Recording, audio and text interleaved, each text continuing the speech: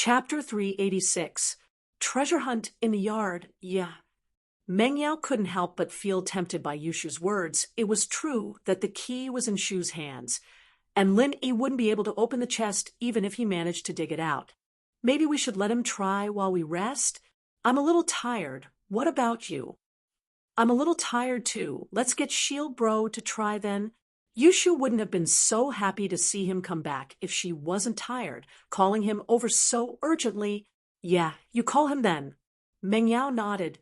We don't know when we'll find it if we keep digging like this. That's right. We don't even know where it's buried. The map we drew when we were kids isn't working at all. Yushu wiped the sweat off her forehead and a few more mud marks appeared. You're still talking about it? Look at that stupid map you drew. It'd be a miracle if we could find it. Meng Yao waved the map in her hand. I said it'd be fine. I'd be able to find it, my ass. All right, Yao, let's not talk about me. I was only 8 years old back then. It's already pretty good that I could draw something like this. Yushu took the map back, embarrassedly, before pulling on Meng Yao's arm. Don't touch me. Meng Yao realized that Yushu had left a few mud marks on her arm.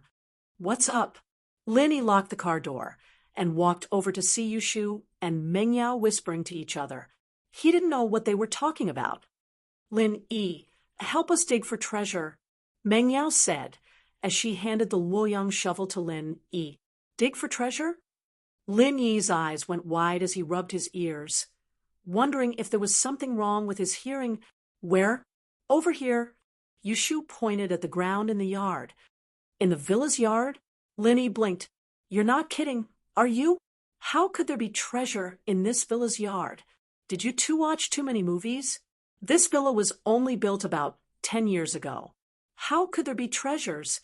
Of course Yushu was about to say we buried it when Meng Yao stopped her. If we say there is, then there must be. Meng Yao glared at Yushu. She couldn't tell Lin Yi that they were the ones who buried the treasure. What if Lin Yi dug it out and took a peek? All right. Lin Yi looked at the two girls' strange expressions and could only nod. Anyway, if the miss asked him to dig, he would dig. It didn't take much effort. Where should we dig? It's in this courtyard. Dig as you see fit. Other than the Luoyang shovel, Meng Yao also had some simple pickaxes and ropes. Shield Bro, here's another treasure map, Yushu said as she handed the treasure map she drew when she was young to Lin Yi. Take a look at it. Okay.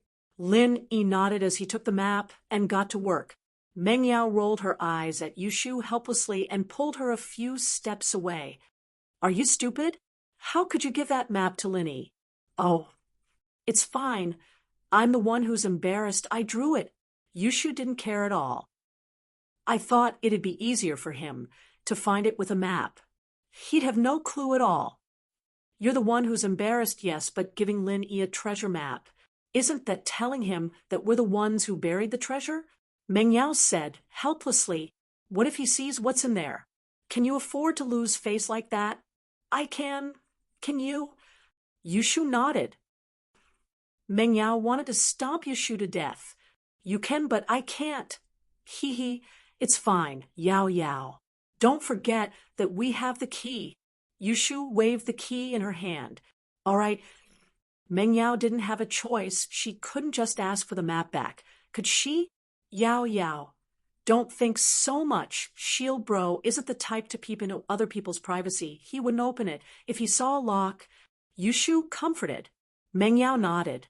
Indeed, Lin Yi didn't seem to be the type to peep into other people's privacy. She and Shu lived upstairs, but Lin Yi hadn't gone up even once. Leaving General Weiwu, there seemed to be an unnecessary move. Meng Yao and Yushu went back to the villa to rest. They'd been digging for a long time. They'd been digging for the whole afternoon yesterday, starting right after Lin Yi left. Today, they'd been digging for the whole day.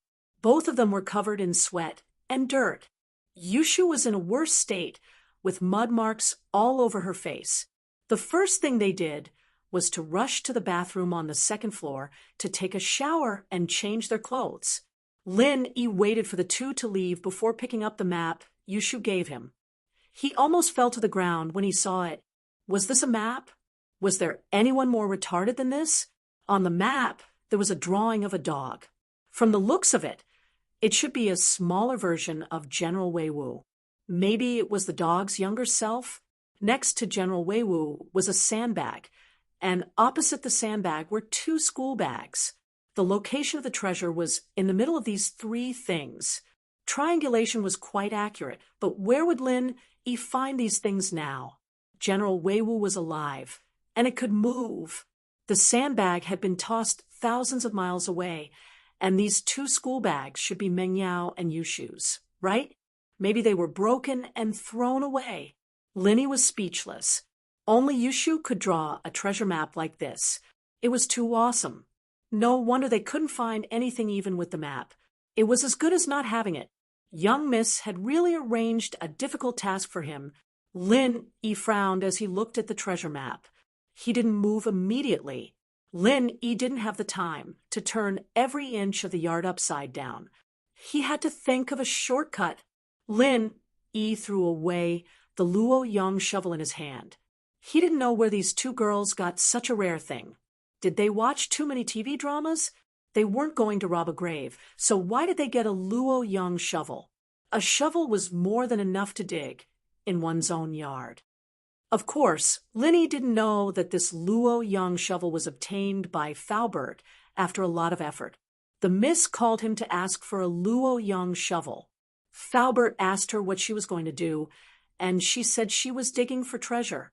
Faubert didn't dare to ask too much. What if it was a secret? So he used his connections and finally got a Luo Yang shovel. Chapter 387. You come here. You come here. Lin Yi made a hand signal to General Weiwu. He wasn't sure if General Weiwu could understand it, but Lin Yi's hand signal could only be understood by a trained hound. But General Weiwu seemed to be very smart, and it was trained as well. Lin Yi's hand signal made it run over immediately. General Weiwu was afraid of Lin Yi, but it didn't dare to show it. It could only pretend to be happy. It felt like Lin Yi was going to kill it and eat it at any time.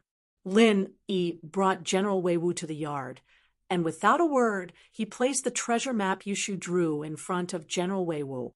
He pointed at the map and smiled coldly. General Weiwu felt a chill from the bottom of its heart, and its fur stood up.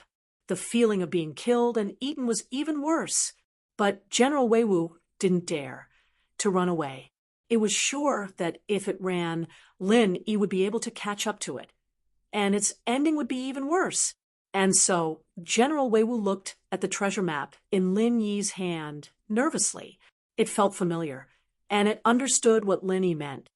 He had to admit that this dog was quite smart. Lin Yi saw that General Weiwu understood him, and he didn't say anything else. He just sat there and played with the Luoyang shovel. General Weiwu was sweating profusely, afraid that if Lin Yi didn't like it, he would chop off its head with the shovel. It quickly got up and started to search the yard. Of course, it didn't dare to walk too fast, in order to not let Lin Yi misunderstand. What if Lin Yi misunderstood and thought that it was running away? General Weiwu's action surprised Lin Yi as well. This dog wasn't as simple as it seemed. It really understood what he meant. It even knew his threat. Was it a transmigrator? However, General Weiwu quickly stopped at a spot and used its claws to dig the soil. Then it called out to Lin Yi. Lin Yi nodded. He just wanted to give it a try, but he didn't expect General Weiwu to be so helpful. He found it so quickly. Lin Yi used the Luoyang shovel in his hand to dig. Not long after, there was a crisp ding sound. Lin Yi was a little surprised. He didn't expect to find it so easily. Satisfied, Lin Yi nodded at General Weiwu, signaling it to go back. Then Lin Yi dug out the treasure chest. The surface of the treasure chest was covered in rust.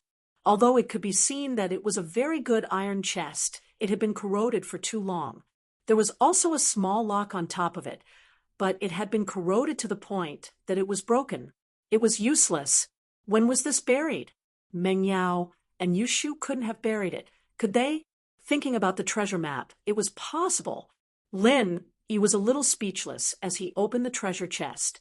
If there was a lock on top of the treasure chest, He naturally wouldn't break the lock, but now that the lock was broken, He naturally opened the treasure chest. Inside the treasure chest was an oiled paper bag. Although the outside of the treasure chest was covered in rust, and even the lock on top of the treasure chest was corroded and broken, the inside of the treasure chest was well made. It had a waterproof layer and rubber pad. And after so many years, it was only a little wet. The oiled paper inside didn't show any signs of corrosion. From the looks of it, the price of this treasure chest shouldn't be cheap. However, for the two young ladies, it was nothing. He took out the oiled paper bag and opened it casually. He realized that the layers inside were very tight. Not only was there oiled paper, there was also a plastic sheet. After opening the outer packaging, there were two small bags inside. He was a little surprised. Was this the so-called treasure? He was just about to open one of the sachets when he heard a sudden scream from behind, scaring so much that he almost dropped the sachet in his hand. He turned around to see Meng Yao running towards him with a towel wrapped around her. The hem of the towel fluttered in the wind, revealing a pair of smooth, jade-like legs. Although he couldn't see it clearly, he couldn't help but gulp down a mouthful of saliva. Meng Yao's body was tall and well-proportioned. Although she wasn't as voluptuous as Yushu, her figure was still 1 in 100. He wouldn't take the initiative to peek at the miss, but there was no harm in looking at her when she was right in front of him. Meng Yao suddenly realized where He was looking at. Her face reddened as she snatched the sachet from Yi's hands. Shameless, she turned around and walked quickly back into the villa, but this time she didn't dare run. She walked fast, but she moved slowly with small, quick steps. He smiled bitterly. It was over. He'd left a bad impression on the Mississippi. But in all honesty, it was the miss who'd run away fast and let him see it. It wasn't like he'd seen it on his own accord. He went back to the living room dejectedly. Meng Yao and Yushu were already upstairs. He was a little speechless. He'd done something good, and now he'd ruined it. He was helping them dig for treasure, and they were calling him shameless. Man, peeping wasn't good either. After a while, Meng Yao and Yushu came down from upstairs. The two had already changed into tight pajamas, and He couldn't see anything. But He felt wronged. Meng Yao wore shorts sometimes. Didn't that expose even more of her body? He only felt that the hazy feeling was a little exciting, but he didn't see anything at all. Looking at Meng Yao's face, He quickly sat down and pretended that it had nothing to do with him as he prepared to watch TV. Ahem! Meng Yao saw that the guy didn't seem to realize what he'd done. She got even angrier and glared at He after coughing twice. It's the Mississippi. What's up? He raised his head and looked at Meng Yao carefully, pretending that he'd just seen Meng Yao coming down the stairs. It couldn't be helped. It was his fault for peeping at her. Shield bro. Yao Yao's going to scold you. Be careful. Yushu winked at Yi, but the solemn atmosphere disappeared with Yushu's interference. Meng Yao was about to explode. This Yushu was here to mess things up. This girl probably liked Yi and was helping him out. But Yi was too shameless. She had to give him a warning. And so, Meng Yao pretended not to hear Yushu's words. She stared at Yi sternly. Yi, do you know what a follower should do? I know. I shouldn't look at things I shouldn't. Yi nodded. Chapter 388. Chapter 388. Past wishes, but I saw it by accident. It's not my fault. Yi said, feeling wronged. How could he be blamed for this? By accident? Who are you trying to fool? Meng Yao's eyes were wide open. There's a lock on the chest. How could you have seen it if you hadn't opened it? Wah. Yi's eyes were wide open as well. Chest? You're talking about a chest? If it wasn't a chest, then what did you think it was? Meng Yao wasn't happy with Lin Yi's act. I thought you were talking about your thighs, Lin Yi said, sweating. Thighs? Meng Yao's face reddened. Don't change the topic, it was an accident. I'm talking about why you broke the lock on the chest. Don't you know that it's immoral to peek at someone else's privacy? Had it been someone else, Meng Yao would have thought that the lock might have been broken by someone else, but Lin Yi had pulled down the iron bars of the storeroom in the villa's backyard with ease, saving Yushu. Breaking a small lock was a piece of cake for Lin Yi. It wasn't her thighs. As long as it wasn't. Lin Yi let out a long sigh of relief. It seemed that Meng Yao wasn't going to pursue the matter any further, and that made Lin Yi feel relieved. As for the lock on the chest, Lin Yi didn't think much of it. I didn't break the lock, it's been corroded for years, and the chest can be opened directly. Really? Meng Yao blinked at Lin Yi's explanation. Really? You can go see for yourself if you don't believe me. Lin Yi smiled bitterly. Meng Yao panicked after listening to Lin Yi's explanation. Lin Yi had no reason to lie to her. After all, he only needed to go out and take a look to know the result. Before Meng Yao could say anything, Yushu ran out and came back not long later with a broken lock in her hand. Yao, look, it's really the lock that's corroded. It's not Shield Bro's doing.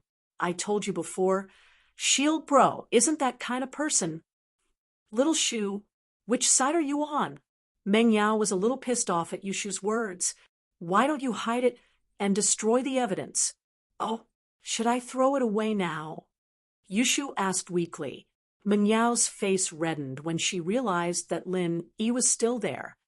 I'm just saying. I'm just joking. Come on, let's go upstairs. Ugh, okay. Yushu nodded and smiled at Lin Yi. Then she went upstairs with Meng Yao. Lin Yi didn't know what was going on. Was the meeting over just like that? The miss didn't want to cause trouble for him anymore? Lin Yi didn't think that things would end so easily. What a surprise. Shu, you've made me lose face.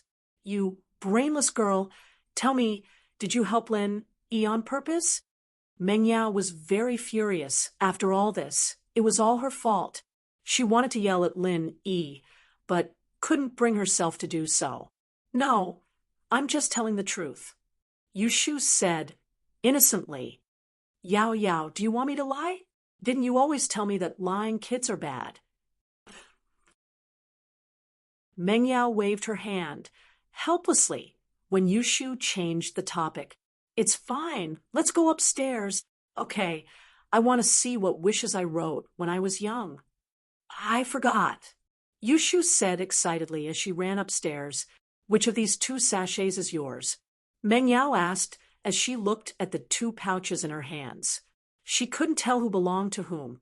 It was way too long ago, or else she would have remembered where she buried it. I don't know. Let's open one each. It's been a long time. Anyway, we can see what wishes we made back then. Yushu said, all right then. Meng Yao nodded after some hesitation. She didn't want Yushu to find out about her secret. The girl wasn't very trustworthy. She'd probably spread the news to Lin Yi the moment she found out. That'd be so embarrassing. But thinking about it, it was a long time ago, and she couldn't even remember what she'd written. Even if Lin Yi found out, it was just a childhood fantasy, and it didn't matter. And so Meng Yao and Yushu each picked up a pouch and opened it. The pouches were sewn together with thin thread, and the 2 of them weren't in the mood to open them bit by bit. Yushu, who couldn't wait any longer, took out a pair of scissors and cut off the thread before opening the pouch. I'll open it first and see whose it is, Yushu said with a smile. The paper was a little yellowed, and the handwriting was old, but it was still very clear. My wish is to live with Shu for the rest of my life and be happy forever. This was evidently Meng Yao's handwriting, and Meng Yao listened to Yushu's words in surprise. She didn't think that she'd been this close with Shu since they were kids. Yao, I'm so touched. Yushu was a carefree person, but she couldn't help but feel touched when she read the contents of the paper. Her eyes reddened, and tears were about to fall. Humph, now you know how good I am to you? Meng Yao took the scissors and opened the pouch in her hand. Needless to say, this was Yushu's. My wish is to marry Yao Yao and be with her for the rest of my life. Ha! Meng Yao's eyes widened after reading the contents of the paper. Yushu wanted to marry her? Was there something wrong with her? Was she a lesbian? Ha! Yushu paused as well. She didn't think that her wish would be this powerful. Yao Yao, could it be that we were a pair of lesbians back then? Why else would our wishes be the same? Lesbians my ass. Meng Yao was speechless. What's the same? Far from it. If we're a pair of lesbians, it's you, not me. I'm writing that I want to live with you, that we can live together as sisters. Look at what you wrote. You want to marry me. You're the one with the problem.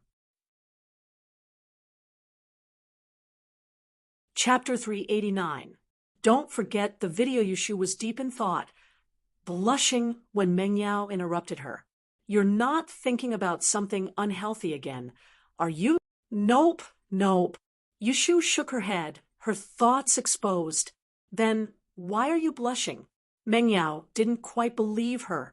I just feel like my old wish is a little hard to fulfill. But I've decided to change it. Yushu said, I've decided to marry the same man with Yao Yao, so we can live together forever. Meng Yao sweated. Why do you still remember that wish? It was close to evening when an annoying visitor came to the villa.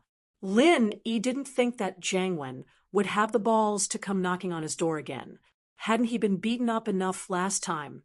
But, looking at the smile on his face, Lin Yi almost thought that the guy had lost his memory after being beaten up.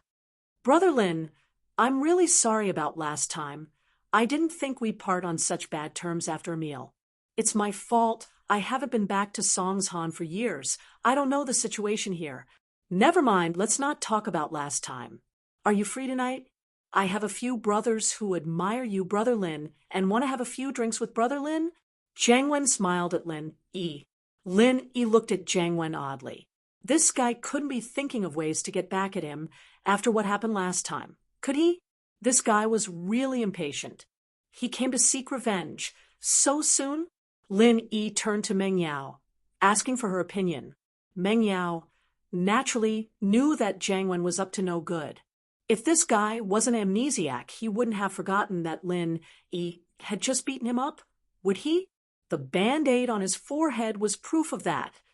Jiang Wen bro, is there something wrong with your heart? Yushu looked at Jiang Wen, surprised. Jiang Wen didn't know what to say. Shu, what are you talking about? I don't understand. It's nothing. I just think you're looking for trouble. Yushu didn't care about Jiang Wen's face at all. Jiang Wen was a little pissed at Yushu, but he didn't dare say anything. One, he was worried about his image in front of Meng Yao, and two, he really couldn't afford to piss off this girl. Yao Mei Mei. Today, I want to thank my savior. You don't mind lending me your bodyguard, right? Jiang Wen smiled as he looked at Meng Yao. He emphasized the word bodyguard on purpose, implying that he already knew that Lin Yi was his bodyguard. Meng Yao frowned, but the fact that Lin Yi was hired by her dad wasn't a secret. Many people in the company knew about it, and Jiang Wen wouldn't be able to hide it from him if he wanted to. She didn't want to make a fuss about Lin Yi. It's nighttime now. I can't control what he wants to do. Speaking of which, Meng Yao was still a little pissed off because of what happened in the afternoon. She couldn't vent her anger, so she was more than happy to see Jiang Wen cause trouble for Lin Yi. Although it was foreseeable that Jiang Wen would get beaten up again, Meng Yao didn't want Lin Yi to have it easy. She wanted him to do some work, and it'd help relieve some of the anger in her heart. Haha, Brother Lin, your boss has agreed to it. What do you think? Give me some face? Jiang Wen smiled as he looked at Lin Yi. All right, let's go then. Lin Yi nodded. Since Meng Yao had put it that way, he might as well go teach the kid a lesson. A shield had to have the awareness of a shield. After all, he couldn't just take his salary for free, could he? Let's go then, Mr. Lin. Jiang Wen was overjoyed when he heard that Lin Yi had agreed. Meng Yao and Lin Yi's guess was right. He was here to get back at Lin Yi today. Jiang Wen was pissed off after being tricked by Lin Yi last time, especially since the one who beat him up was Zihua, the person he was supposed to cooperate with. There was no way he could vent his anger. So, if Jiang Wen didn't teach Lin Yi a lesson, the latter would think that he was a pushover. Of course, Jiang Wen couldn't do anything to Lin Yi in broad daylight. After all, he was inviting Lin Yi to dinner from Meng Yao's place. He couldn't be too obvious, or Meng Yao would think that he was petty. Jiang Wen's idea was that since Lin Yi had tricked him once, he'd tricked him once as well. He'd let Lin Yi suffer in silence. Lin Yi stood up and followed Jiang Wen out of the villa. When he reached the door, he heard Yushu calling him from behind. "Shield bro. Video. Don't forget." Lin Yi nodded with a bitter smile. Jiang Wen, who was walking in front of him, almost fell to the ground. So Lin Yi had recorded him last time? Did Meng Yao see it too? Fuck, he'd make a fool of himself. No wonder Meng Yao was looking at the bandage on his forehead with a weird expression today. So she already knew about it. This Lin Yi, he'd make a fool of himself this time. Humph, but this time he'd be the one making a fool of himself. Didn't Yushu want to record it? Fine, he'd fulfill his wish. He'd record it for her to see.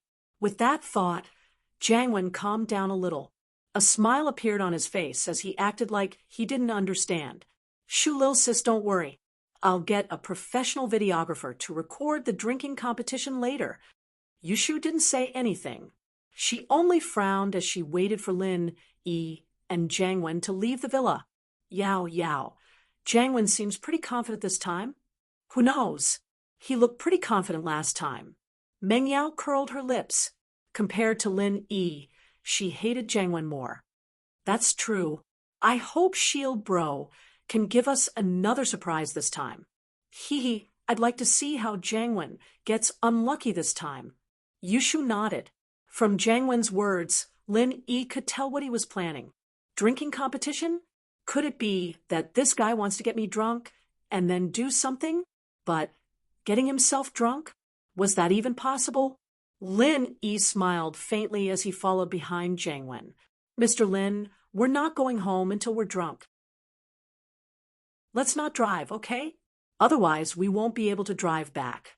Jiang Wen was afraid that Lin Yi wouldn't drink so much if he drove. His plan would fail then. "All right, we'll take your car then." Lin Yi didn't mind. He could take a taxi back if he didn't drive. Chapter 390. No going home. We didn't get to enjoy ourselves last time. We made a small mistake. This time, we're going to enjoy ourselves to the fullest. Jiang Wen pointed at a black Rolls-Royce. "Get in, please." Lin Yi nodded and got in.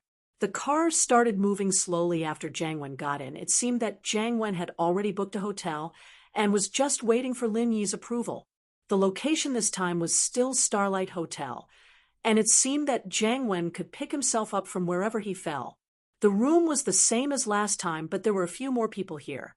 Other than Tai Zhao, there was also the feminine-looking man from before, and a fatty who looked like a Methra Buddha. All three of them stood up when they saw Jiang Wen enter, evidently looking to Jiang Wen as their leader. "Mr. Lin, you're here." Tai Zhao walked over and held Lin Yi's hand passionately, but there was a flash of venom in his eyes. He wasn't going to let that go so easily after getting beaten up by Jiang Wen and him. "Ha, Su bro, what's wrong with your forehead?" "HM? I saw a band-aid on Bro's head as well. Don't tell me you two were playing headbutt and bumped into each other?" Lin Yi had been with Yushu for a long time now, and his way of speaking was a bit like Yushu's. Lin Yi couldn't help but blush with embarrassment at his imaginations. He could imagine the two of them arching their backs and using all their strength to bump into each other. Tai Zhao sweated profusely, feeling even more pissed off. Who the hell would bump their heads into each other? Unless they were brainless. Why is there a band-aid on your head? Don't you know what's going on? But he was here to get Lin Yi to drink with him. This wasn't the time for a fight. Tai Zhao could only suppress his anger and smile. "I bumped into the door by accident. Ha! Come, let's not talk about this. Please have a seat, Mr. Lin. Let me introduce you to these two brothers. Linny nodded and sat down. Taizao started introducing the feminine-looking man and the fatty Methria Buddha. The feminine-looking man was Gang Lu, and the fatty Methria Buddha was Tai Wei. Gong Lu's family was in the foreign trade business, and Tai Wei was Taizao's cousin. I'm very happy to meet you today, Mr. Lin, Tai Wei said.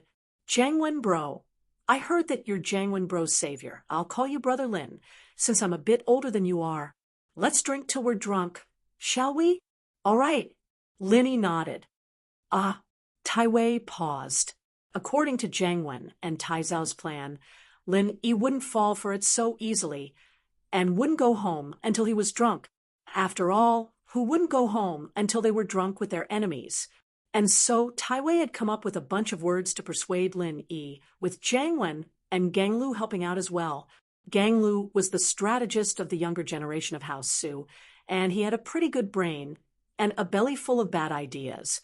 He was the one who'd come up with the plan today.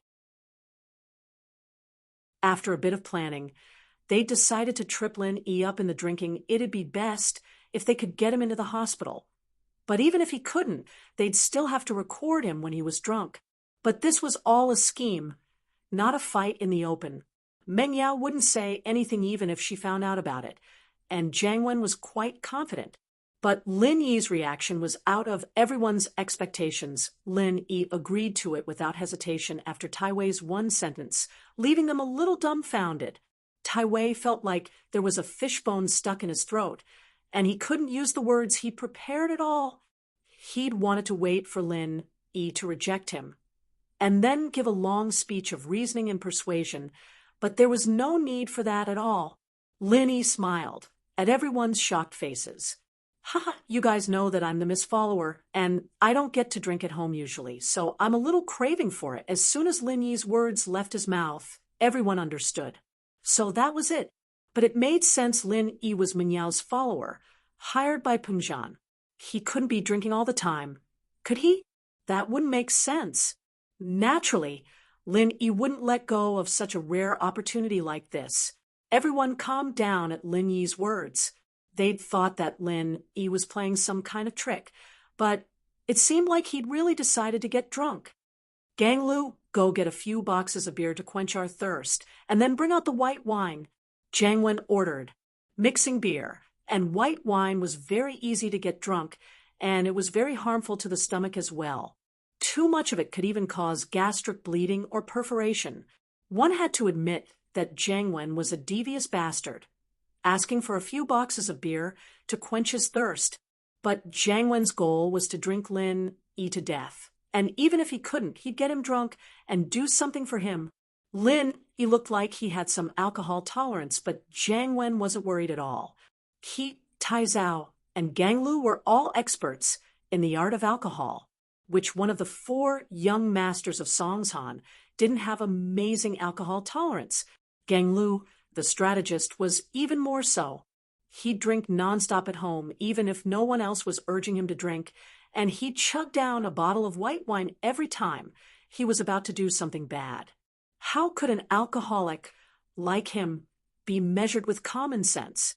Of course, if the 3 of them still couldn't get Lin Yi drunk, they still had another ace up their sleeve. Su Tai Wei. This kid was a freak of the Su family. He was simply an alcoholic. Not only could he drink, but he was also proficient in all kinds of dangerous drinking methods. For example, he could drink red wine with Sprite, whiskey with ice, black tea, beer with Coke, or he could drink red wine, white wine, and beer in turns. He could even drink to death. Others might die instantly after drinking these techniques, but Su Tai Wei had grown up in a wine tank, and his father was in charge of the Su's winemaking business.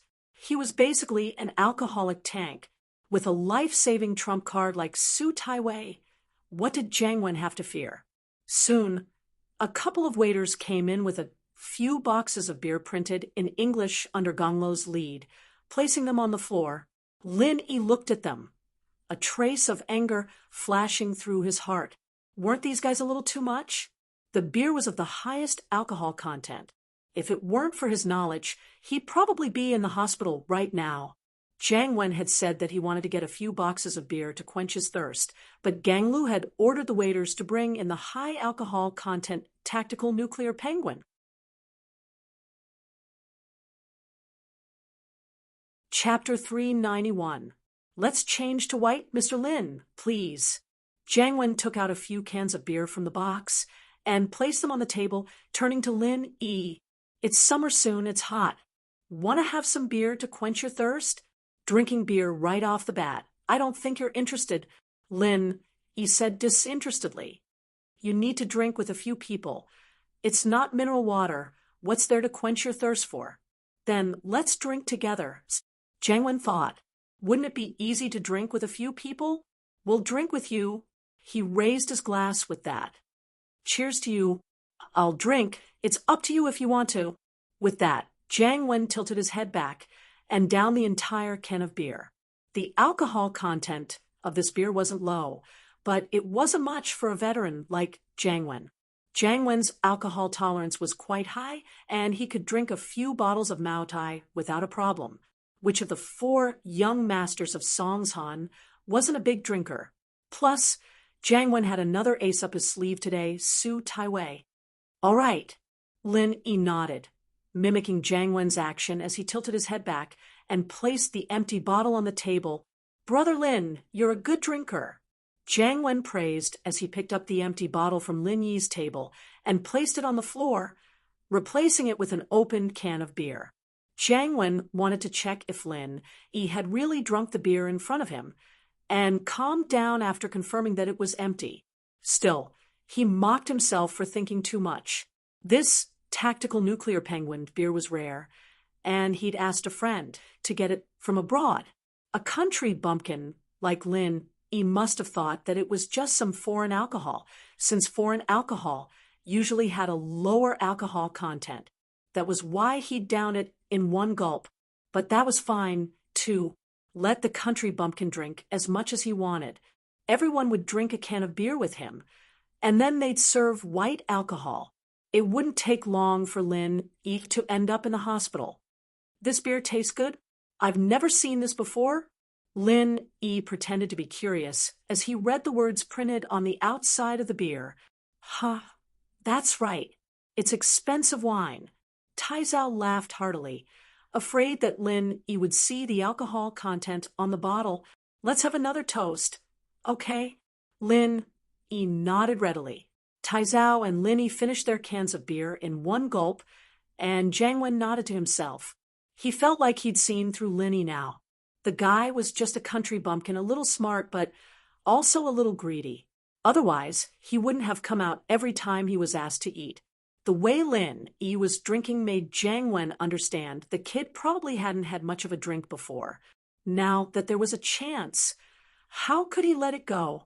Originally, he was still thinking about how to trick Lin Yi and let everyone at the table take turns toasting Lin Yi.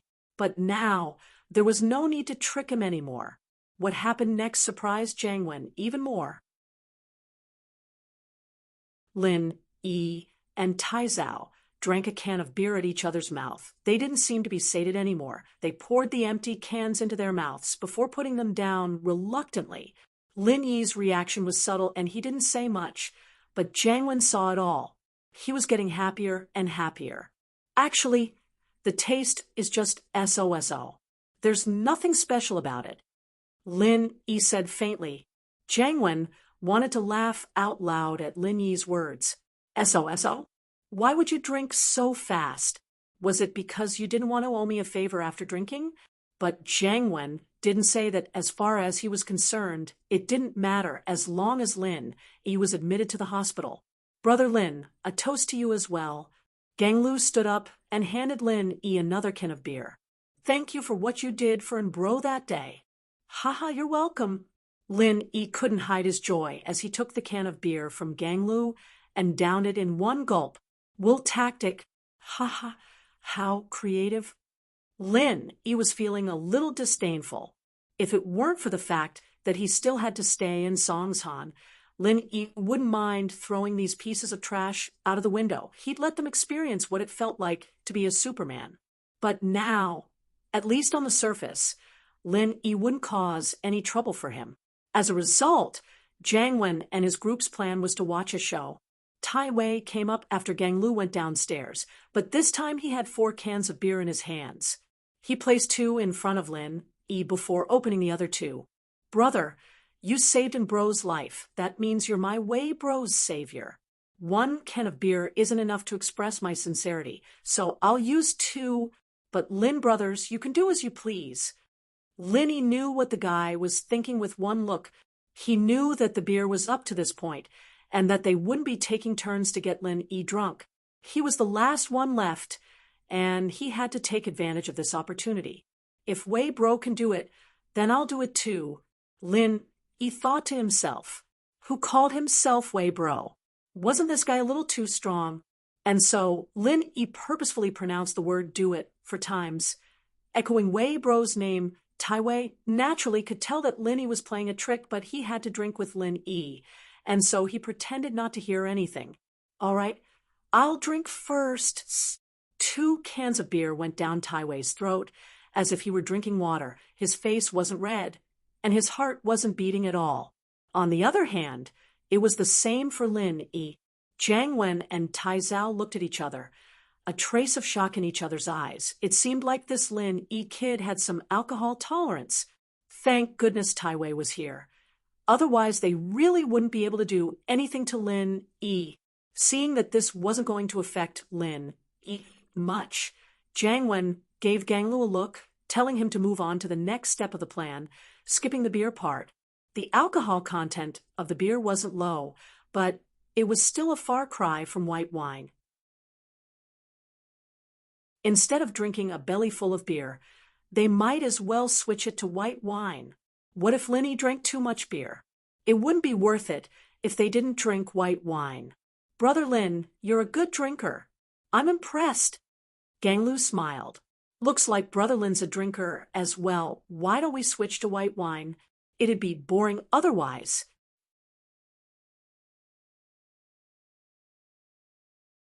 Chapter 392.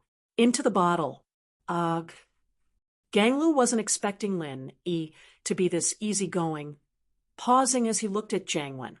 Jiang Wen wasn't afraid at all. What was there to be afraid of with Tai Wei as his trump card? He was just worried that Lin Yi wouldn't drink it. As long as Lin Yi was willing to drink it, he wouldn't be afraid of dying from it. No wonder Brother Lin didn't drink much last time. He thought that red wine wasn't strong enough. Jiang Wen realized. No wonder Lin Yi wasn't happy last time. The guy was pissed that Jiang Wen didn't let him drink to his heart's content. Jiang Wen had been wondering why Lin Yi would do that to him. He had nothing against Lin Yi.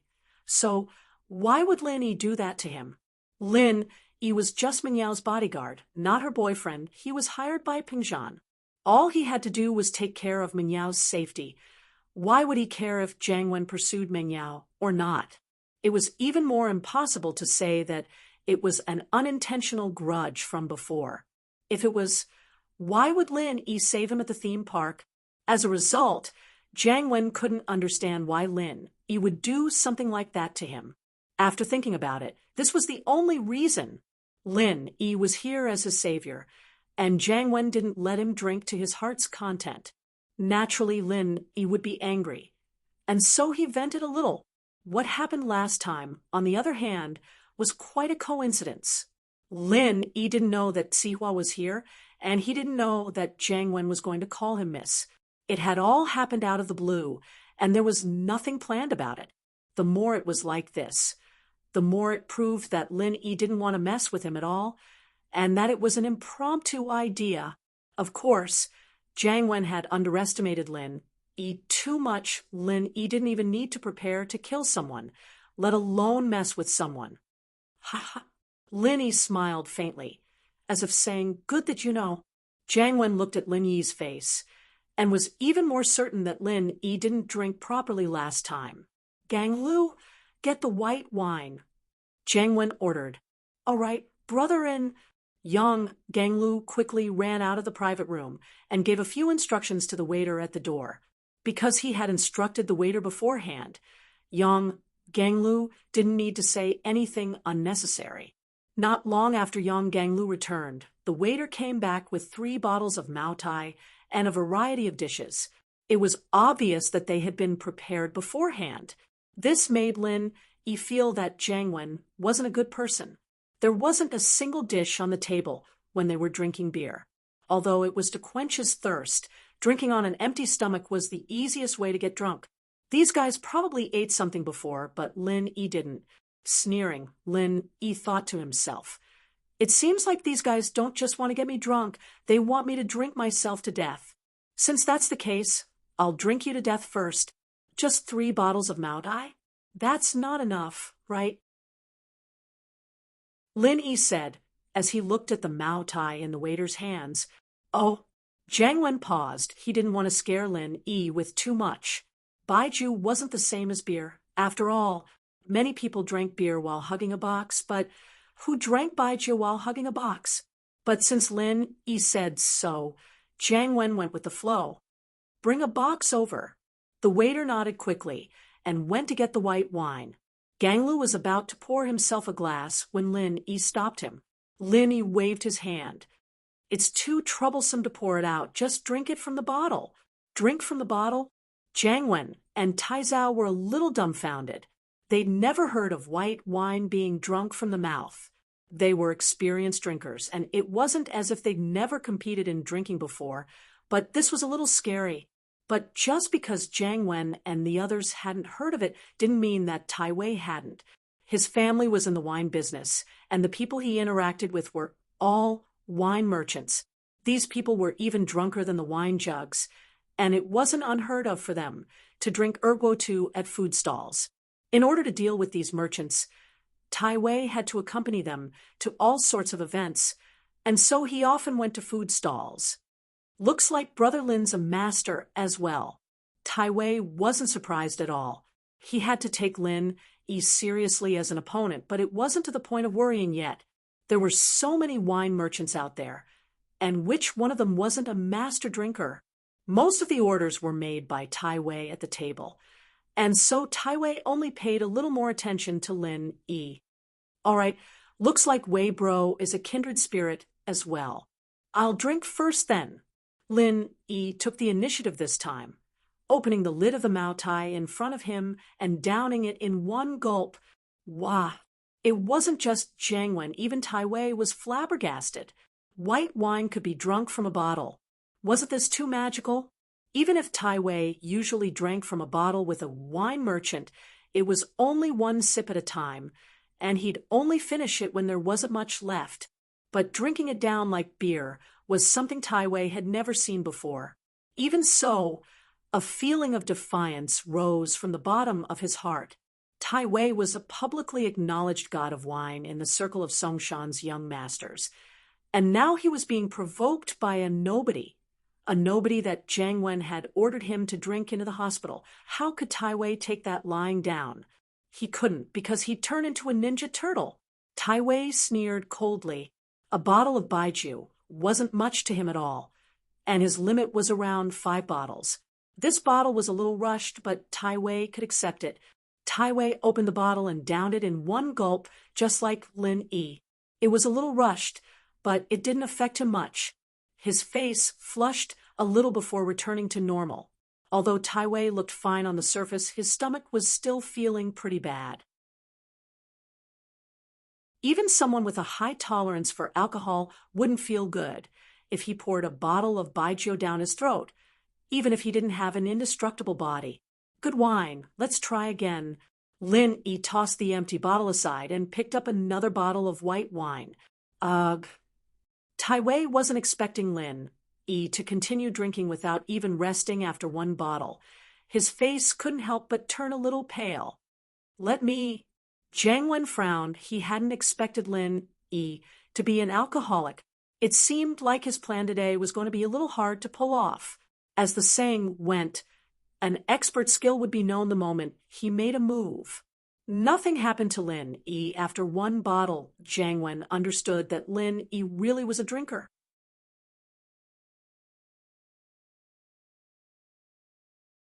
Chapter 393. Chapter 393. Wait. Pfft.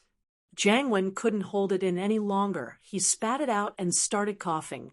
Cough, cough, cough, cough. Jiang Wen had tears coming out of his eyes from the spiciness of the leak. He'd never drunk alcohol in such a rush before.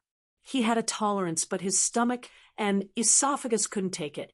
Jiang Wen's face was white as a sheet as he coughed for a while. With Tai Zhao and Gang Lu patting his back nonstop, it took a while for the color to return to his face. However, under such circumstances, it was impossible for him to continue drinking. Jiang Wen looked at Lin Yi with a hint of venom in his eyes. This guy was a wolf in sheep's clothing. He knew how to drink, but he didn't say anything. He wouldn't have used this trick if he'd known. And bro, are you done? Shall we continue? Lin Yi's words almost made Jiang Wen cough again. Continue? Did he have a death wish? Jiang Wen's face was very ugly, and he wanted to go up and strangle Lin Yi. He was already like this, and the guy was still asking him to drink. Did he want to drink himself to death? He'd forgotten that he was the one who'd wanted to drink Lin Yi to death. Jiang Wen was in a difficult situation. He'd come here today to teach Lin Yi a lesson, but he didn't expect to run into Lin Yi's forte. He'd lose all his face if he gave up now. Especially when he saw that Lin Yi was still fiddling with his phone. Jiang Wen knew that Lin Yi must have recorded everything. In an instant, feelings of humiliation, dissatisfaction, anger, and disgust intertwined and flashed through his heart. No, he couldn't give up. Meng Yao would laugh herself to death if he did. He'd wanted to teach Lin Yi a lesson, but he was the one being taught a lesson instead. What would happen to the face of the Songshan young masters if word got out, especially after being taught a lesson the first time? This was the second time he came to seek revenge. How would Jiang Wen feel if he got taught a lesson the second time? Let me do it. Tai Wei knew that Jiang Wen wasn't going to be able to hold on much longer as soon as he saw the change in Jiang Wen's face. Tai Wei was the one with the best alcohol tolerance here, and if he didn't step up, no one would be a match for Lin Yi. He hoped that Lin Yi could only drink fast, and that his actual alcohol tolerance was not as good as his. Tai Wei calculated inwardly. He had a capacity for 5 bottles, and he didn't believe that Lin Yi could finish 5 bottles in one go and come out unscathed. All right, Lin Yi said straightforwardly. Are you all right? Of course, Tai Wei said with a cold smile. Don't act all high and mighty. Let's see if you're still standing after 5 bottles. Do you think you're a roly-poly doll? Oh, sorry, I forgot. You're Wei Bro. Why can't Wei Bro? Lin Yi opened the bottle of baijiu and shook it in front of Tai Wei. Damn it! Tai Wei cursed inwardly as he raised his bottle and started drinking with Lin Yi. Pho. Tai Wei let out a long breath after finishing the second bottle of baijiu. His body felt like it was on fire, and he wanted to eat some food to calm it down, but he couldn't bring himself to do it, because Lin Yi was sitting there with a straight face and a smile on his face, recording himself with his phone. Tai Wei was pissed off, but he couldn't just eat. He could only hold it in. Tai Wei, eat something first. Weren't you complaining about being hungry before you came? The food's here now. Eat while it's hot. Tai Zhao could tell that his brother wasn't in a good state and helped him out without a word. Tai Wei quickly glanced at Tai Zhao. Yeah, I came here on an empty stomach. I won't hold back then. With that, Tai Wei picked up his chopsticks and started wolfing down the food. Lin Yi looked at the Tai Wei and Tai Zhao brothers in disdain, but didn't voice it out, since Wei Bro's already impotent.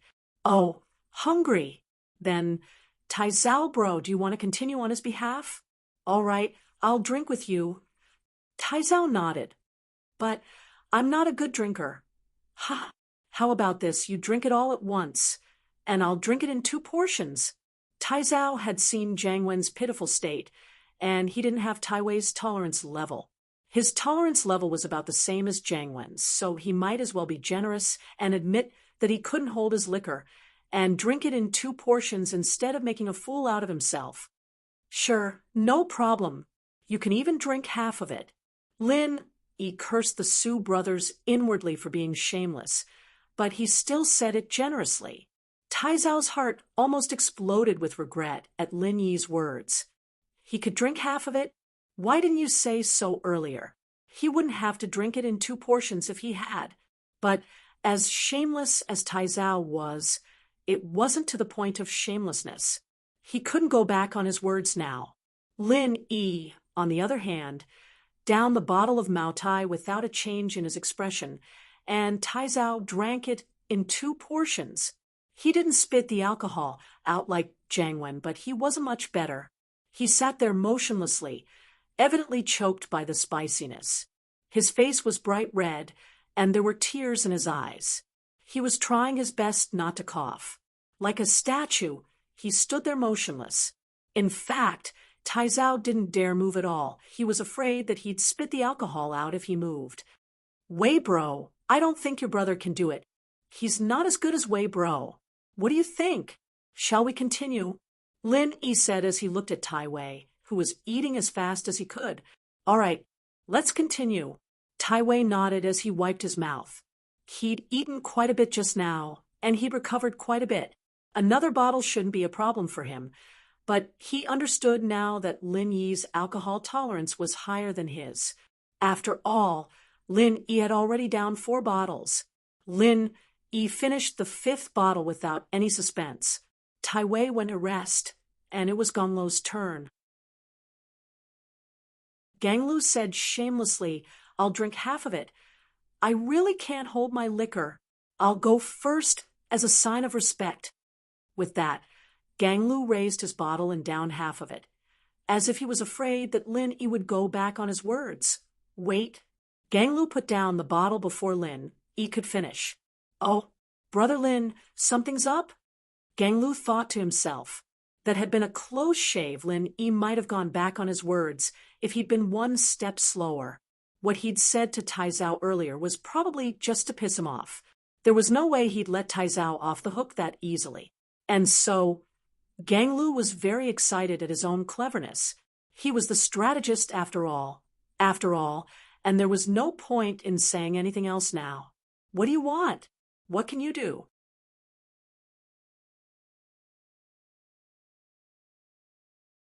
Chapter 394. How should I drink? Is that so? Brother Lin, tell me then. I'll pay attention next time. Gang Lu thought to himself. But it was too late. What I'm trying to say is that you can't hold your liquor well, so you should drink less.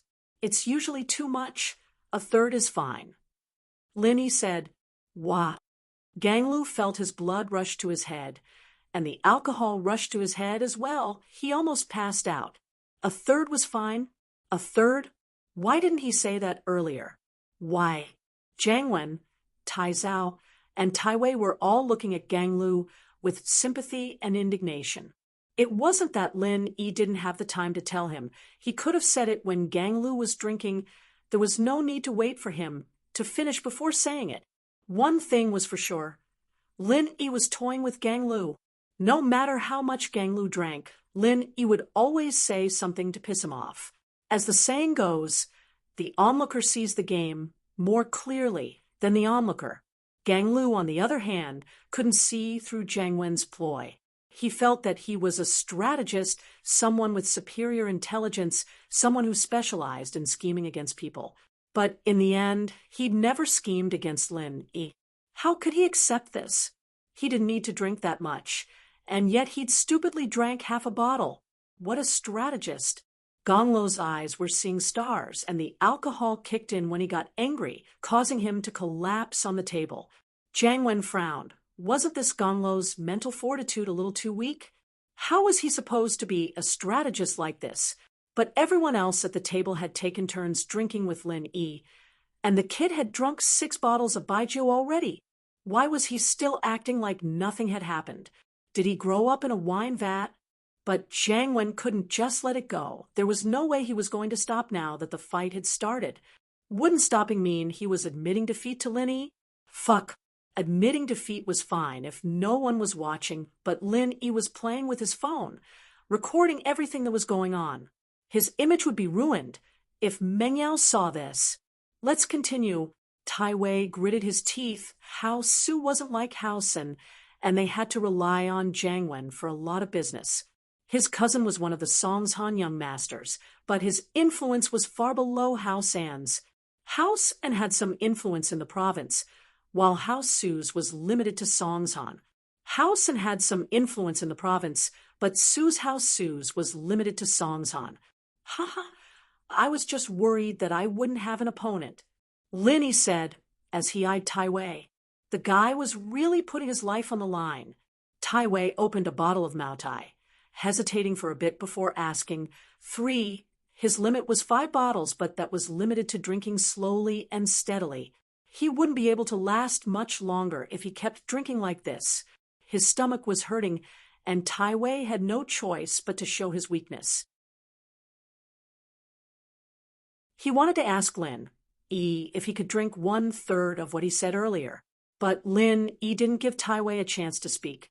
Wei bro is the best, not like that weak guy from before. He passed out after drinking half a bottle. Wei bro chugged it down to the bottle. Nothing happened. How else would he call him Wei bro? He'd just call him weak bro, right? Tai Wei's face was green. Can't you fucking wait until I'm done? Can you?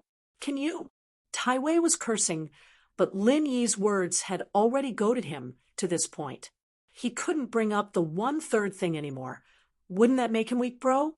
Tai Wei had no choice but to say, all right, but I didn't drink it in a rush. Please forgive me. Haha, it's fine. Lin Yi smiled as he raised the bottle in front of him and downed it in one gulp. Tai Wei sighed. He had no choice but to copy Lin Yi, picking up the bottle and chugging it down one mouthful at a time. He had to change his breath a couple of times in between before finishing the bottle. It seemed like Tai Wei was at his limit now. Tai Wei wanted to cry when he saw that Lin Yi was fine, his face still red, and without a hint of tiredness. How the hell did he have to compete in drinking with a psycho like this? He wouldn't have competed in drinking if he'd known this was going to happen, even if he had to compete in eating shit. Should we continue? Tai Wei couldn't take it anymore. He'd downed 4 bottles already, and while 5 was usually his limit, he'd basically throw up afterwards. But he couldn't do that now, and could only hold it in. Not anymore. Linny shook his head, and Tai Wei let out a long sigh of relief. Jiang Wen and Tai Zhao, on the other hand, let out a sigh of relief as well. But they were a little weird. Why wasn't Linny continuing? Could he be at his limit as well? That couldn't be. But it was fine as long as he didn't continue. It didn't matter if he was at his limit or if he'd found his conscience. It's good that he's not continuing. There's no point in competing like this anymore. It's so boring drinking bottle after bottle. Tai Wei said in agreement. It is, and that's why I decided to stop. Linny smiled. Let's play something more interesting, shall we? What's interesting? Tai Wei suddenly felt that something was wrong when he saw that bright smile on Lin Yi's face. Had he been tricked? What was Lin Yi up to? Waiter, bring me some red wine. Lin Yi called out to the door. Oh, red wine. Tai Wei blinked, but was overjoyed. The alcohol content of red wine was far lower than white wine, and he'd be able to hold out for a while if they'd switched to red wine. Tai Wei felt that Lin Yi was probably at his limit as well. He'd had 4 bottles, but Lin Yi had 7. What did 7 bottles of white wine mean? He'd be lucky if he didn't drink himself to death. Perhaps Lin Yi was just putting on a good show, making people think that he was fine. Otherwise, why would he switch to red wine? Tai Wei was afraid that Lin Yi would change his mind again, and quickly called out, Waiter, red wine. Hurry up. Yes, coming. The waiter carried a case of red wine into the room. He'd had experience with beer and white wine before, so he didn't need to be told to bring the case of red wine in. Jiang Wen and Tai Zhao breathed out in relief. As well, they'd really been afraid that Tai Wei wouldn't be able to hold out and collapse, but it was fine now. Tai Wei would definitely be able to hold out for a while if they were competing in red wine. Jiang Wen put the 2 bottles on the table, one for Lin Yi and the other in front of Tai Wei.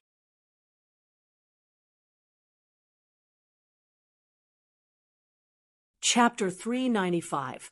Drinking so much that he's vomiting blood, you'll drink however I say? Lin Yi raised the bottle of red wine as he looked at Tai Wei. The initiative was now in Lin Yi's hands. Lin Yi had somehow become the owner of this room. Yes, we'll drink however you say. Tai Wei nodded. Who was he afraid of when it came to drinking red wine? All right. Lin Yi put down the bottle of red wine and stood up, walking to the sterilized cupboard at the side of the room. He took out 2 large beer mugs, putting one in front of Tai Wei and the other back on his seat. Tai Wei didn't understand what Lin Yi was doing with the mugs. Was he going to pour it out? Red wine could be drunk from the mouth, too. As Tai Wei, Jiang Wen, and Tai Zhao were wondering what was going on, Lin Yi opened the bottle of red wine and poured it all into the large beer mug in front of him. Tai Wei was about to do the same when he saw Lin Yi pick up another can of beer from the table, opening it and pouring it into the mug. The corner of Tai Wei's mouth twitched. Mixing red wine and beer? It'd be one thing if it were regular beer, but this high alcohol content beer. But it was still way better than drinking white wine. Tai Wei gritted his teeth. It was still acceptable. And so he followed Lin Yi's example and poured the red wine and beer into the mug. But just as he was about to say something, Lin Yi moved again. This time, Lin Yi opened a bottle of white wine and poured it into the mug as well. Wah! Tai Wei was dumbfounded. White wine, red wine, beer, and white wine mixed together. Wouldn't that kill him? Drinking a small glass or 2 normally wouldn't be a problem. In fact, Tai Wei would often show off his special skill to the wine merchants as well, drinking red, white, and yellow wine at the same time, leaving them in awe. Tai Wei would enjoy it every time he did that, proud and arrogant. He was proud of his special skill. But now, Tai Wei's ultimate technique was nothing more than a joke in front of this huge mug of beer. Drinking a small cup was fine, but drinking such a large beer mug, wasn't that courting death? Lin Yi didn't care what Tai Wei was thinking. He picked up his beer mug and raised it at Tai Wei. Come on, let's continue. Tai Wei was so regretful. He was about to explode. He'd thought that Lin Yi only wanted red wine, and that was why he'd said that he could drink whatever he wanted. But now that Lin Yi wanted this mixed wine, there was nothing he could do even if he didn't want to. Jiang Wen and Tai Zhao, on the other hand, didn't know what to do. They couldn't help Tai Wei at all, so they could only support him mentally. Lin Yi downed the entire mug of mixed wine in one go as he looked at Tai Wei with a smile. Tai Wei had no choice but to force himself to pick up his mug and finish it all in one go. Tai Wei's face was a mix of red and white after drinking it, and it was as fascinating as it could get. He clutched his stomach with one hand as beads of sweat formed on his forehead. Tai Wei felt like he was going to die. His stomach felt like it was going to explode, and he felt like he was going to break down at any moment. But he couldn't lose face. Absolutely not. Good.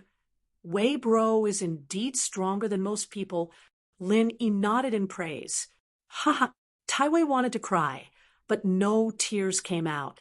He could only smile helplessly at Lin Yi's praise. He'd rather be a bad bro than Wei Bro right now. Let's continue. It's more interesting this way. Lin, he said, as he went to get a few more bottles of red wine, putting a few in front of Tai Wei and a few in front of himself. Lin, he continued mixing the mixed wine, and Tai Wei had no choice but to follow Lin Yi's lead. Lin Yi raised his mug, downing it even faster than water. Tai Wei took a deep breath and started pouring the wine down his throat as well, but he couldn't take it any more halfway through.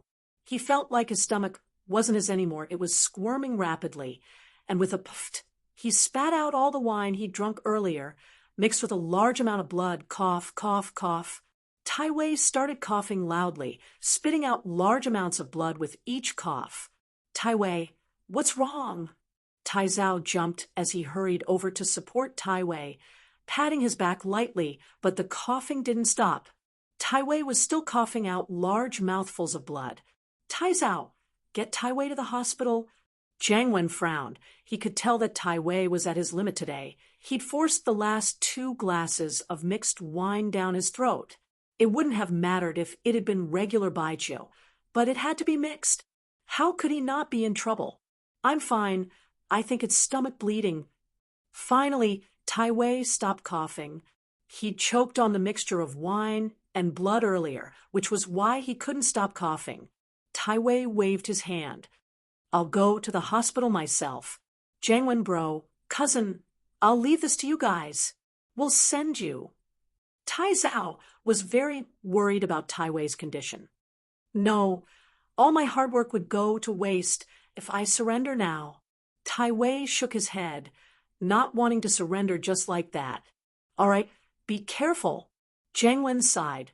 Call me when you get to the hospital. Got it, and bro. Tai Wei endured the pain as he limped out of the room, running down the stairs quickly. Brother Lin, look, Tai Wei's got his stomach bleeding. Shouldn't we drink a little more gracefully? Tai Zhao's eyes were filled with hatred as he spoke. Tai Wei was his cousin, after all. How could he not be pissed off that he was in the hospital? Jiangwen's face was dark as well, not smiling at all. He probably hated Lin Yi as well. Stomach bleeding? I think it's a stomach perforation. Lin Yi shook his head. Don't die. What? Stomach perforation? Tai Zhao was shocked. Why didn't you say so earlier? You didn't ask me. Lin Yi shrugged. I could have given him a massage. Maybe it'd even stop the bleeding. It was only then that Jiangwen and Tai Zhao remembered that Lin Yi seemed to know medicine and that he wasn't weak at all. It was Lin Yi who'd saved Jiangwen when he got food poisoning last time.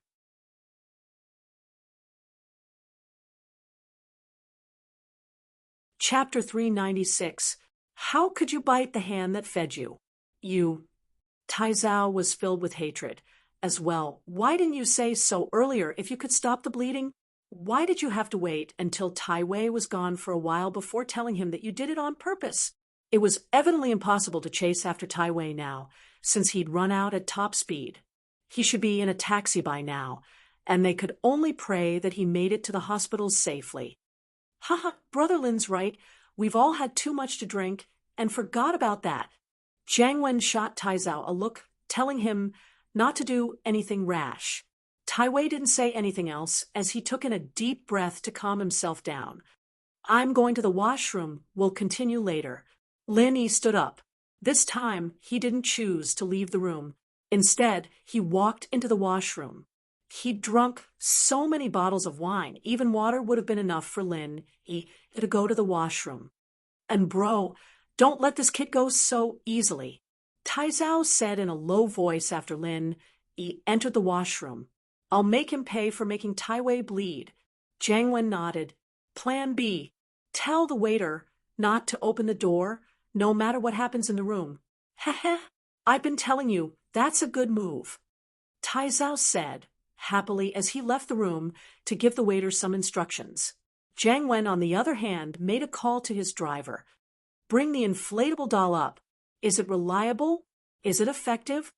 Tai Zhao was starting to worry again. It should work, Jiangwen said. Sihua bro gave it to me. It'll be fine. He said it's the most advanced medicine called Invincible 80 or something.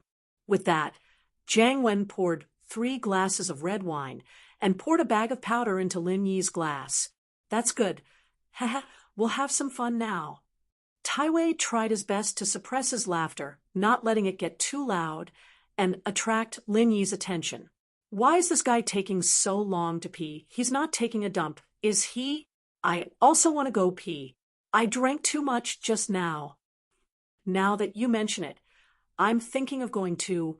Jiangwen frowned as well. Why was Lin Yi taking so long? Lin Yi had actually pulled up his pants a long time ago. He'd only been eavesdropping on Jiangwen and Tai Wei's conversation in the washroom. A cold smile flashed across his face. These two hadn't given up yet. They still wanted to play tricks. Inflatable doll? This and Jiangwen was too mean. Lin Yi pushed open the washroom door, acting like he didn't know anything as he waved his hand apologetically to Jiangwen and Tai Zhao. I'm sorry. I drank too much, so my stomach's a little watery. It's been a little long, haven't it? It's fine. We'll go to the washroom as well. Jiangwen and Tai Zhao couldn't hold it in any longer as they stood up and ran into the washroom. Lin Yi smiled coldly. If these two hadn't been in a hurry to pee, he'd have done it in the washroom himself. He'd just have to drag it out a little longer. Lin Yi looked at the 3 glasses of red wine on the table and smiled. He quickly poured one of the glasses in front of Jiang Wen and Tai Zhao into the corner and took the other one in front of him. After doing all this, Lin Yi poured half of the red wine that Jiang Wen had tampered with into the empty glass and filled up the 2 glasses with the red wine before returning to his seat. After a while, Jiang Wen and Tai Zhao walked out of the washroom to see Lin Yi fiddling with his phone. They thought that he was going to record again, but Lin Yi said, "Let's drink a little more and eat. Miss Chu called me just now, telling me to go back as soon as possible." Oh, Jiang Wen and Tai Zhao looked at each other, overjoyed. There were 2 reasons for this. One was that they were thinking about how to get Lin Yi to drink a glass of red wine, and now Lin Yi was asking to solve it himself. The other was that Lin Yi was talking on the phone in the room, and they didn't hear anything in the washroom at all. This also meant that Lin Yi, who was in the washroom, couldn't hear what they were talking about in the room. This meant that their plan would be exposed. "All right, we'll do that then. I poured 3 glasses of red wine just now, and since Brother Lin said so, let's drink one last glass." Tai Zhao smiled as he raised his glass. "I'll finish this first." "All right, it'll be the last glass then." Lin Yi nodded and raised his glass as well. Jiang Wen was overjoyed as well, and so the 3 of them finished their drinks and started eating. Why am I so hot? I'm still a little dizzy," Lin Yi said after eating 2 mouthfuls of food, holding his forehead. In fact, he didn't know what the invincible 8-0 looked like when it acted up, but he knew that it wouldn't be this soon. "Ha ha!" Jiang Wen laughed upon hearing Lin Yi's words. Lin Yi had fallen for it, and he wasn't afraid of Lin Yi anymore. It didn't matter if they fell out. As expected, Lin Yi's symptoms were more or less the same as what Sihua had told him. It seemed like the drug was acting up. "Wah, what are you laughing at?" Lin Yi asked curiously. "Ha ha, Lin Yi, you don't know, do you? You've fallen for the invincible 8-0 aphrodisiac, and it's acting up now. You'll lose your mind soon." Jiang Wen laughed. "I drugged the red wine you were drinking just now." "Why did you do that?" Lin Yi looked at Jiang Wen, a little pissed off. "Why? Ha, since you want to know why, I'll tell you then." Jiang Wen said, "You beat us up last time, and we were planning to drink you into the hospital this time, but we didn't expect you to drink so much that Tai Wei ended up in the hospital instead. You perforated my brother's stomach. How could I let you get away with that?" Tai Zhao followed up. "Lin Yi, the drug's going to get stronger and stronger, and you'll feel really bad if you don't vent it out. But don't worry, and bro, and I prepared a blow-up doll for you. Look at how thoughtful we are." Lin Yi's eyes were wide open as he looked at Jiang Wen and Tai Zhao in disbelief. "You two are treating me like this? Jiang Wen, I saved your life, and not only do you not know how to repay me, you're even trying to hurt me. How can you bite the hand that fed you?"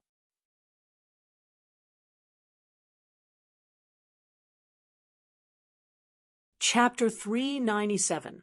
Save it for yourself. Someone knocked on the door at that moment, and Tai Zhao opened it to see Jiang Wen's driver standing there with a silk bag in his hands.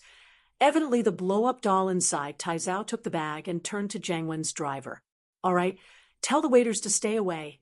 Don't come any closer. Tell them not to come close no matter what happens in the room." "Yes, Master Su." Jiang Wen's driver nodded and went to do his work. "Heh, Lin Yi, I've prepared the blow-up doll for you. What do you think? Not bad, right?" Tai Zhao said as he went to open the bag. "All right, I guess I'm unlucky. Have you guys heard of Mr. Dongwu's story?" Lin Yi sighed as he looked at Jiang Wen and Tai Zhao. "Mr. Dongwu's story? What do you mean?"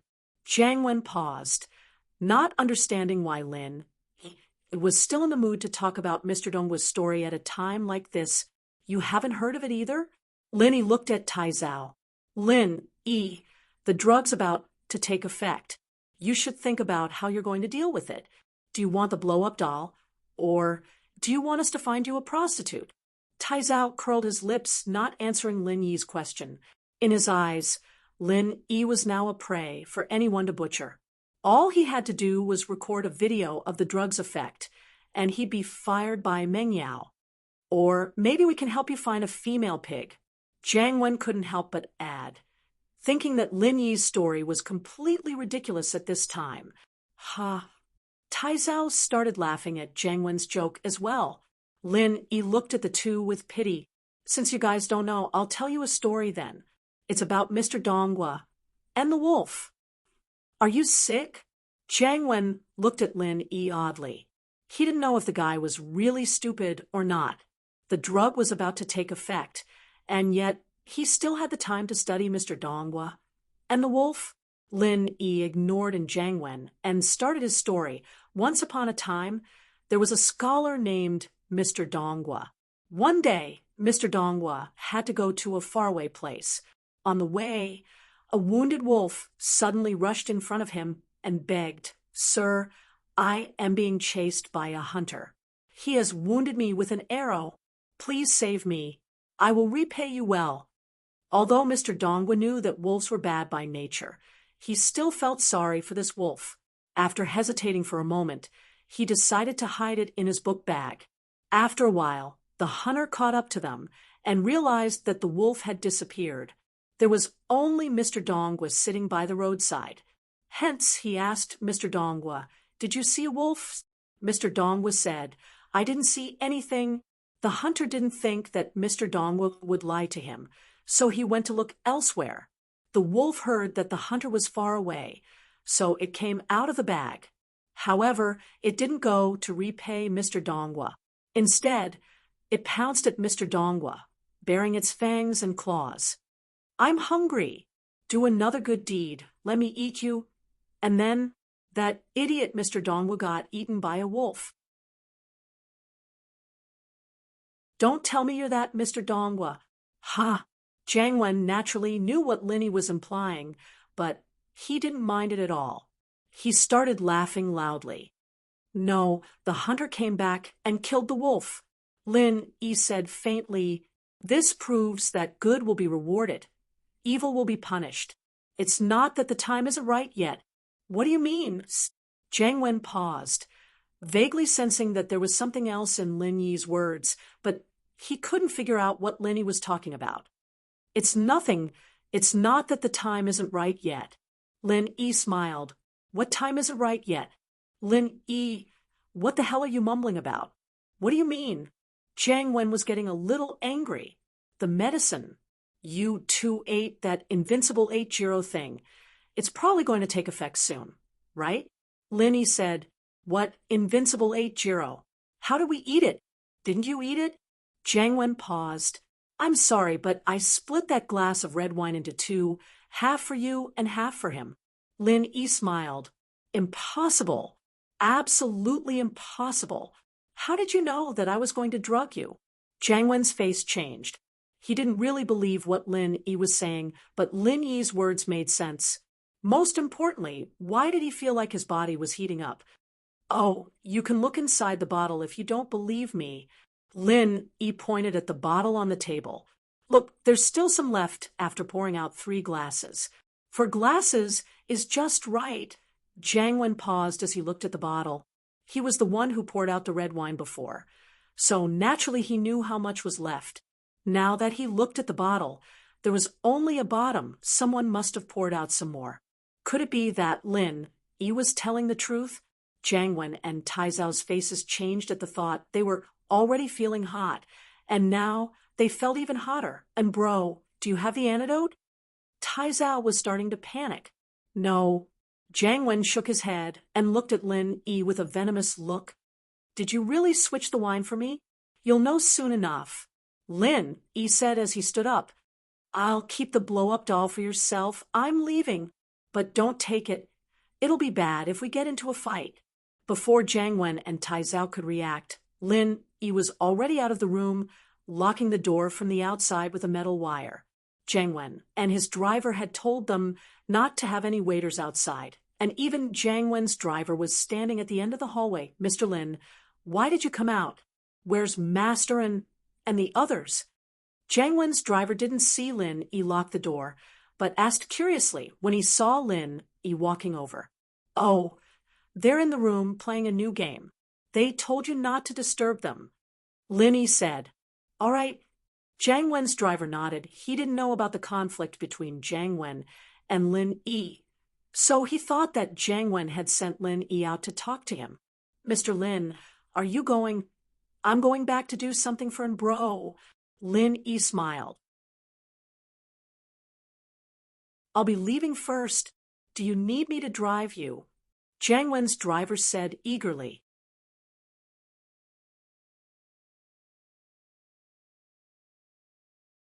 Chapter 398.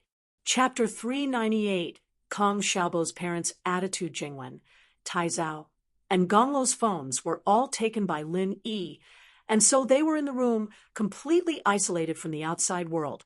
They couldn't contact anyone outside, even if they wanted to. He didn't know if their medicine would work, but even if it didn't, they'd probably be scared out of their wits, right? Jiang Wen's driver sent Lin Yi off the car respectfully, watching as Lin Yi entered the villa before driving away. "Shield bro, you're back?" "Hee hee. Yao Yao missed you just now," Yushu said with a smile as she walked up to Lin Yi. "Shu, don't say that. When did I miss him?" Meng Yao frowned. "I wanted you to call him and ask him if he's okay." "Huh. Then, do you want me to be okay?" Lin Yi asked with a smile. Meng Yao wanted to say that of course she did, since that was what she'd been thinking as well. She'd agreed to let Lin Yi go eat with Jiang Wen, because she wanted to use Jiang Wen to teach Lin Yi a lesson for trying to peek at her and Yushu's wishes today. But her anger had passed, and Meng Yao didn't want Lin Yi to be okay. She wanted to see how Lin Yi was going to deal with Jiang Wen. "You're back in one piece. It's obvious that you're fine. What does it matter if I don't want it or not?" Meng Yao said faintly. "Ha." Lin Yi was used to the Mrs. Cold exterior but warm interior. He smiled and didn't say anything. "I'll let you guys watch the video. I'll go take a shower first. I reek of alcohol." "Another video?" "Oh, that's great. I thought there wouldn't be one this time." Yushu excitedly took over Lin Yi's phone and started playing the video. Meng Yao said that she wasn't interested, but she still moved her head closer when Yushu started playing. Lin Yi went back to his room to take a shower while Yushu and Meng Yao sat on the sofa watching a video. Yushu exclaimed when she saw Lin Yi drinking with the other four. "Wow, Yao Yao, Shield Bro's so good. He can drink so much." "What's so good about drinking?" Meng Yao curled her lips. "Mommy wouldn't have left home if Daddy hadn't been busy with social activities."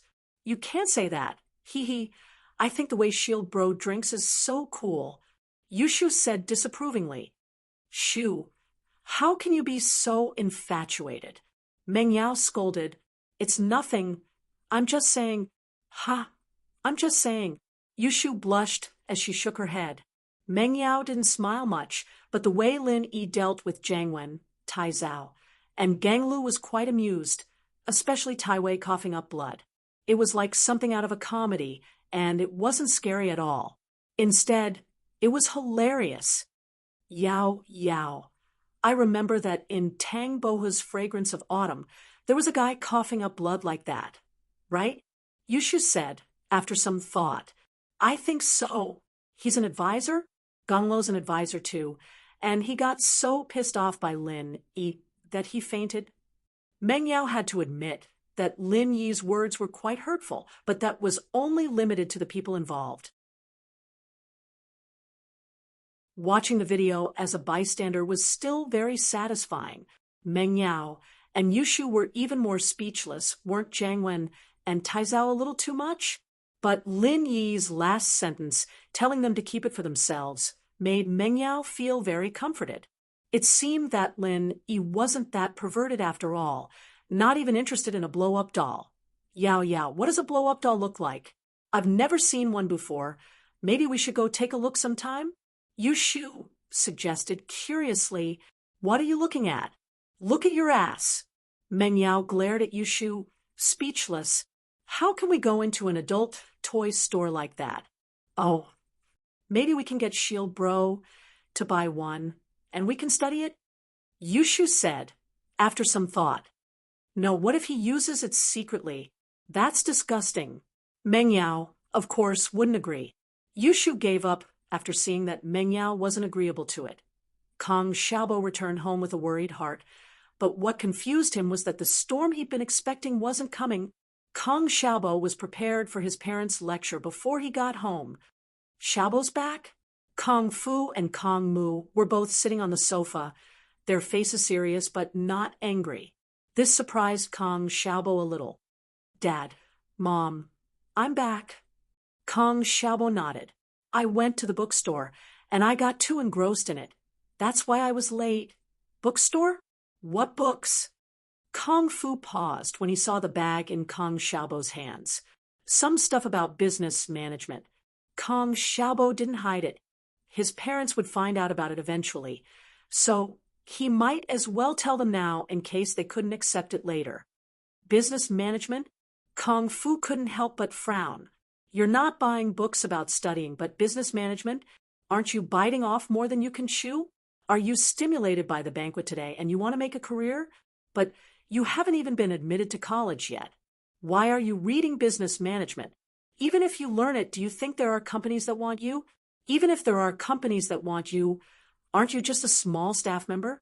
They are just small staff members after graduating from college. You haven't gone to college yet. Kong Fu opened a small tea house. The business wasn't good, but it wasn't bad either. He knew that it wasn't easy to make money, so when he heard that Kong Xiaobo wanted to learn business management, he immediately began to lecture. Yeah, Xiaobo, your father and I don't support or oppose the relationship between you and that girl.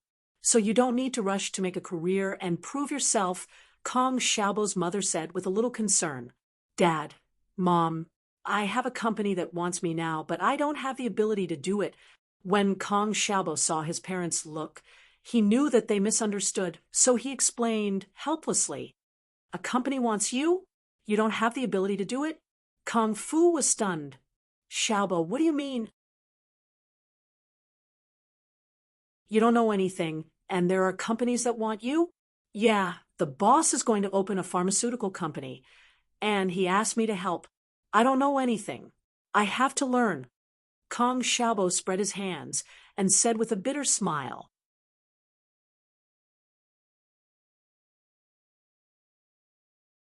Chapter 399.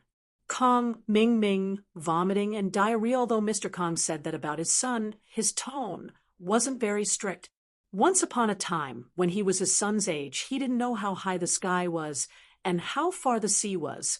He saw his second uncle's family getting better day by day, and he wanted to make a career out of it. However, the hardships of life and the torment of the years had already obliterated his edge. He wanted to make a career out of it, but he could only manage this tea house cautiously. He had become a good guy who had to take into account all aspects and offend people here and there if he wasn't careful. He didn't want his son to go from hope to disappointment like him, so he had to make things clear in advance. The idea was good, but it was hard to do it. Taking a sip of tea, Kong Fu continued, I think you should focus on your studies and put aside the management stuff for now.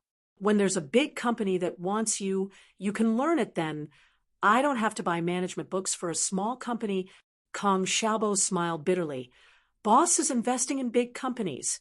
He's planning to open a medical company with Guan Shuamin, and he's planning to invest 100 million in the beginning. Pfft.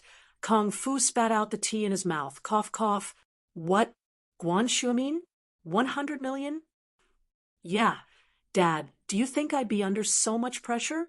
Someone like me, who doesn't know anything, has to help manage such a big company. How can I not learn? Kong Xiaobo found his father's expression funny, but he was very proud of himself. Didn't you say your son couldn't do it? So what if he couldn't do it? He had a good boss. My God, how much is 100 million? Kong Moo's eyes widened as well. Your dad's tea house is at most a few million, and that includes the house. Father Kong glared at Mother Kong and said, You might think 100 million is a lot, but in my uncle's eyes, it's nothing. His family's business is worth at least $1 billion. However, investing 100 million in a company in the early stages is considered a big company.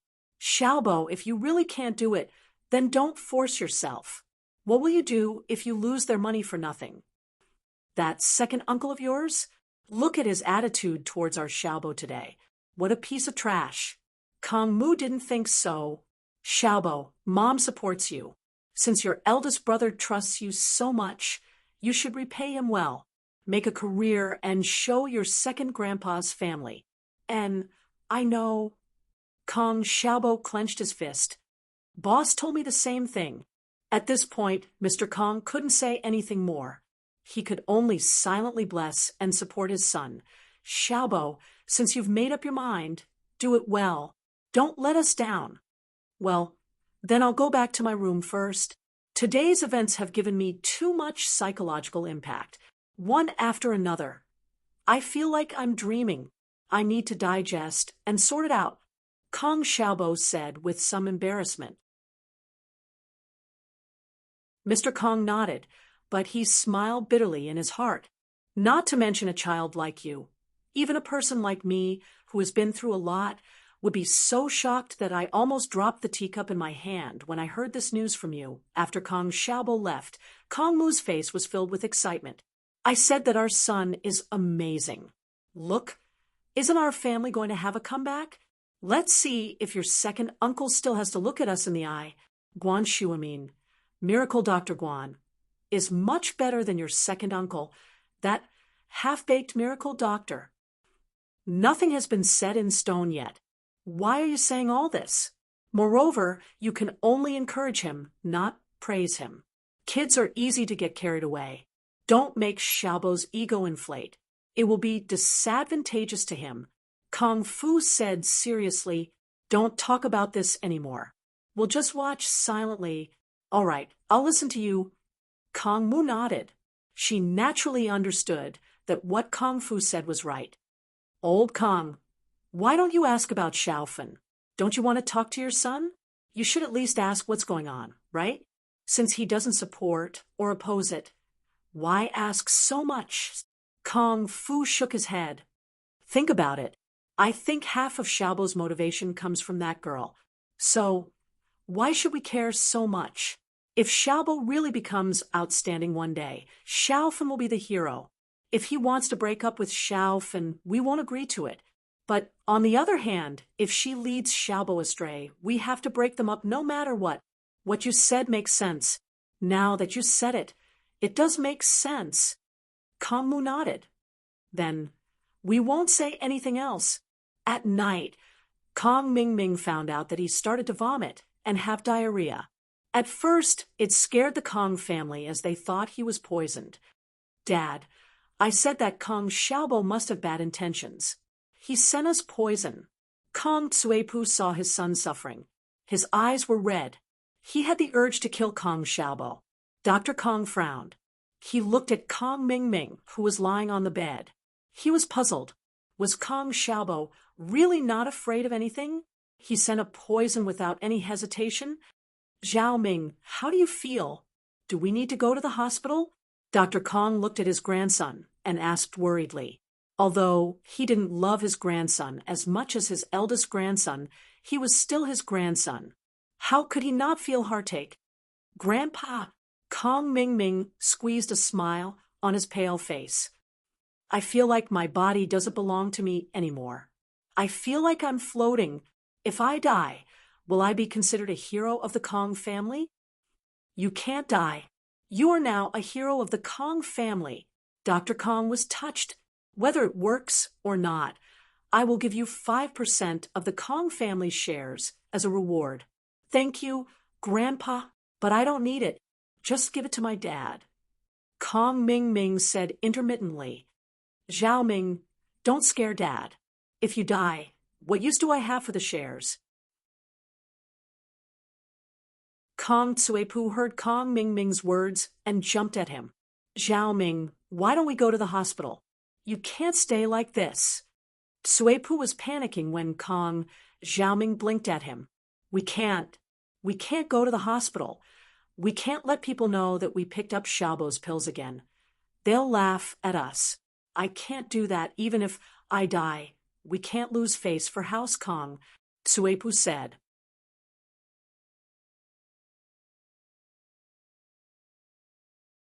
Chapter 400. It really works, but he didn't say it aloud. He pretended to be pitiful, trying to get Dr. Kang's sympathy and get some benefits for himself. Tsuepu and Kong Mingming were the same kind of people, both sly and cunning. The father wouldn't have given a fake ginseng, and the son a fake prescription otherwise. So Kong Tsuepu immediately understood what Kong Zhaoming was implying. Kong Zhaoming was fine. He was just pretending. Tsuepu didn't show it on his face, but he was praising his son on the inside. The pupil had surpassed the master and was even more devious than he was. Good kid, truly a good kid. Dr. Kong couldn't help but cry at Kong Mingming's words. Xiaolong, if you can't go to the hospital, why don't you take a look at Zhaoming and check his pulse? All right, Grandpa. Xiaolong looked at Kong Mingming's acting with cold eyes.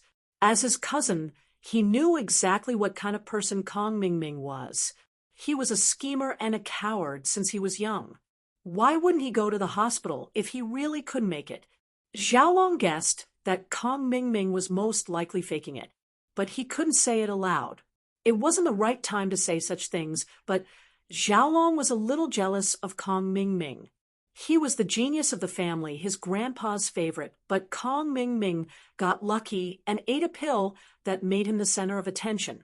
If he'd known this would happen, he'd have taken it himself.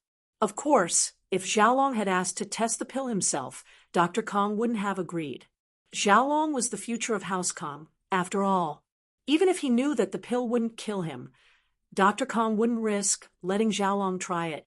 Xiaolong's heart calmed down a little at the thought. He walked over and held Xiaolong's wrist, checking his pulse. It was weak, but it was fine.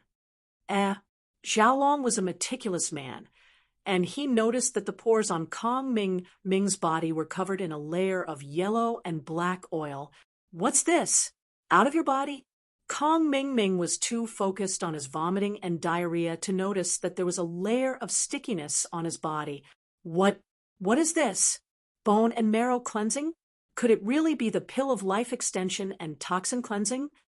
Xiaolong looked at the stuff coming out of Kong Mingming's body in shock. Yes, it should be. I've seen descriptions of bone and marrow cleansing in some ancient medical books, and this is the effect. It really is the pill of life extension and toxin cleansing. Dr. Kong was also very surprised. At this moment, he couldn't help but feel a little regretful. How good would it be if he had eaten it? Kong Mingming was so young. Why would he need to expel poison? He was the one who should be prolonging his lifespan and expelling the poison. However, the remaining half obviously couldn't be eaten. It had to be sent to the group's research institute for analysis and testing. It shouldn't be wrong. Xiaolong nodded. But the effects aren't that obvious when used on Zhaoming. One reason is because he's young and there's less poison in his body. The other reason is that he only ate half of it.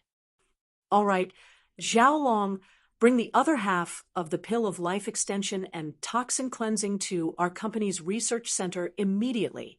We'll analyze and test the ingredients. If we can get our hands on the recipe of this pill, then Miracle Dr. Kang's brand will definitely rise to new heights. Miracle Dr. Kong ordered excitedly. Yes, Grandpa. Xiaolong nodded, smiling bitterly on the inside. It wasn't that easy to analyze the ingredients. It'd be fine if it were just regular ingredients, but if there were some strange herbs added in, there was basically no hope of getting anything out of it. In the intensive care unit of a high-end hospital in Donghai City, an old man lay weakly on the bed. In the outer room of his ward, A square-faced man was discussing with the doctor in a low voice. If my father doesn't have a kidney transplant, how long can he last? Less than a month. The doctor shook his head. We've done our best. What's the hope of getting a kidney transplant? The man asked. This man was Fatty Lai's brother, Chang Tian. It's okay to spend money. Mr. Lai, forgive me for being blunt, but Mr. Lai's condition is very bad. If we get a kidney transplant right now, I'm afraid he won't even be able to get off the operating table. The doctor said honestly, with your family's wealth, finding a suitable kidney isn't a problem. If we don't have the proper channels, there's the black market. But this isn't a problem of money. Doctor, can you think of something else? Chang Tian hesitated. How about we wake him up? It's not like he's in a coma, right? Chang Tian didn't really care about his father's well-being, but the problem was that his father didn't leave a will before he fainted. If his father passed away just like that, then he'd have to split the remaining assets with his brother. He wasn't willing to accept this. He'd invested a lot more time and effort into the company than his brother. Chang'e was only in charge of real estate and trade. Of course, these two industries were already highly profitable in the eyes of others, but Chang Tian was in charge of manufacturing. Compared to real estate and trade, electronic manufacturing with a large industrial park was the group's core industry. Even if the real estate and trade sectors were separated and given to Chang'e, it wouldn't hurt the group at all. But Chang Tian was afraid that his brother would fight for control of the industrial park. This was something Chang Tian didn't want to see, so he had to make his father wake up and leave a will. His father wasn't muddle-headed. He definitely didn't want to see the electronic industrial park he'd created split apart because of family infighting. The best solution was to leave the real estate and trade subsidiaries to Chang'e. He could also give Chang'e a portion of the electronic industrial park shares, but he wouldn't have the decision-making power, and the shares couldn't be sold at will. If he wanted to sell them, they could only be sold to him at market price. This was Chang Tian's plan. The conditions weren't too harsh, and he believed that his father would agree to his suggestion for the sake of the industrial park's prosperity. But if his father passed away just like that, Chang Tian couldn't guarantee that his brother wouldn't try to take over. Wake up. That's possible, but after he wakes up, he probably won't be able to make it. The doctor understood what Chang Tian meant, so he explained. Let me think about it. Chang Tian frowned. He didn't know if he'd have time to make a will the moment he woke up. As they were talking, the door to the ward was pushed open, and Chang'e, or Fatty Lai, rushed in. Good news, good news. Dad can be saved.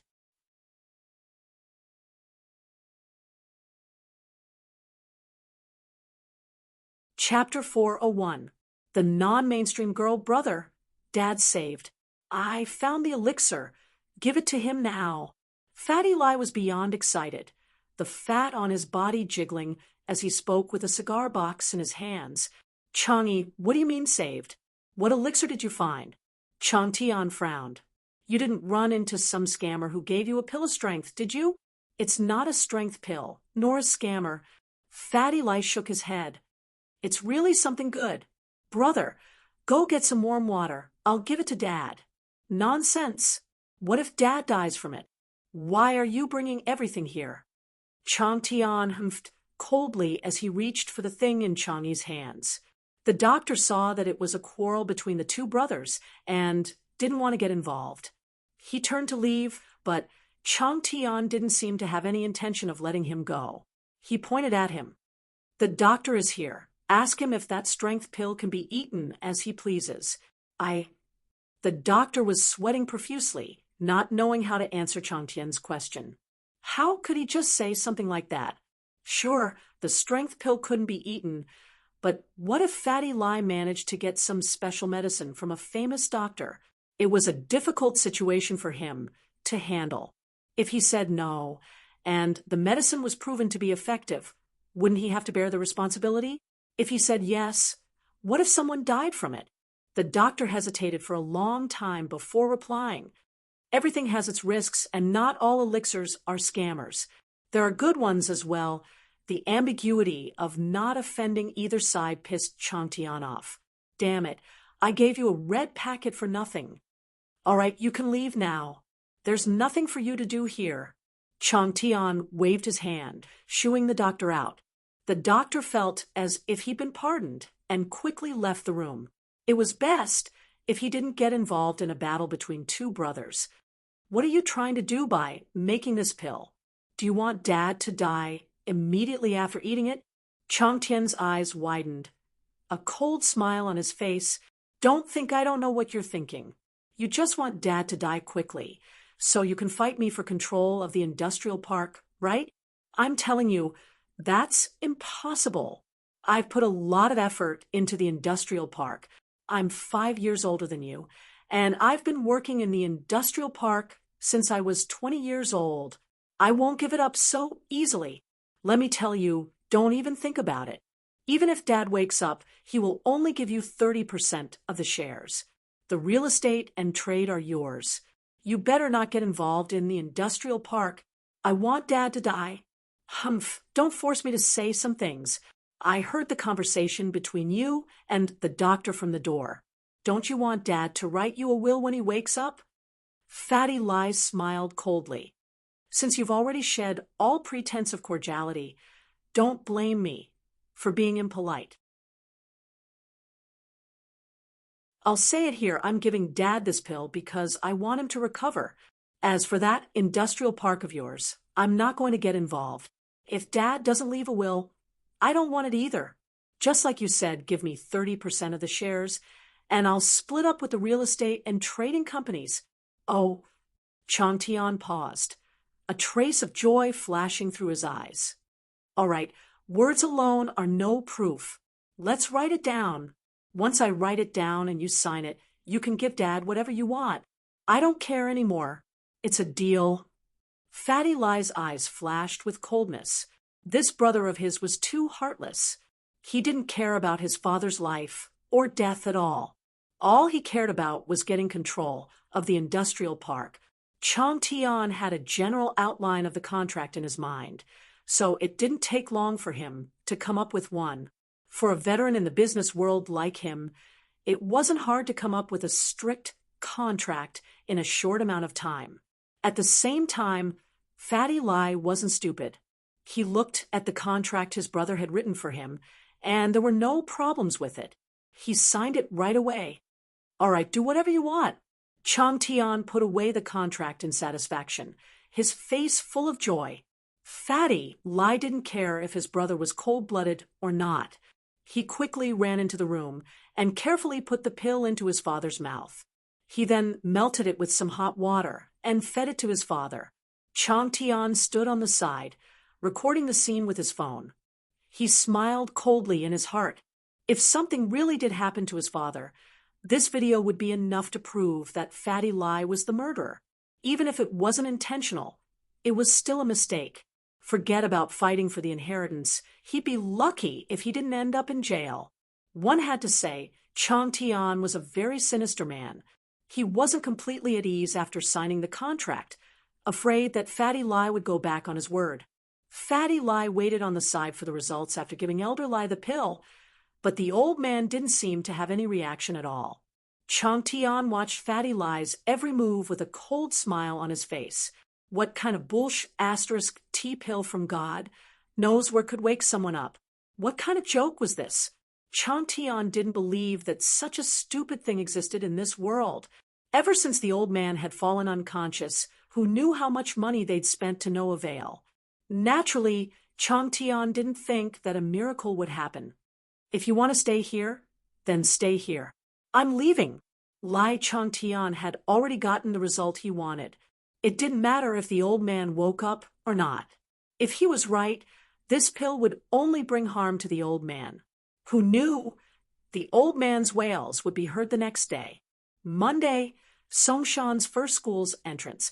A group of people stood in a neat formation, with Pin Liang and Zhou roaming among them.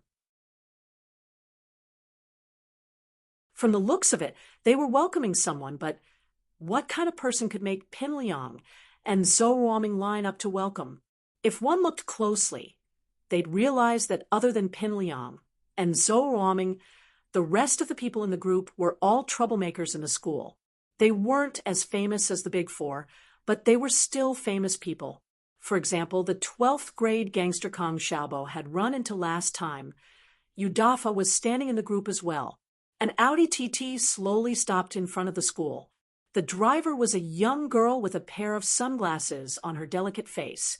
Her hair was combed to the side, and it was a very non-mainstream style. Welcome back to school. Feng sis, other than Pin Liang and Zhou Ruoming, the other students greeted and bowed when they saw the girl in the Audi.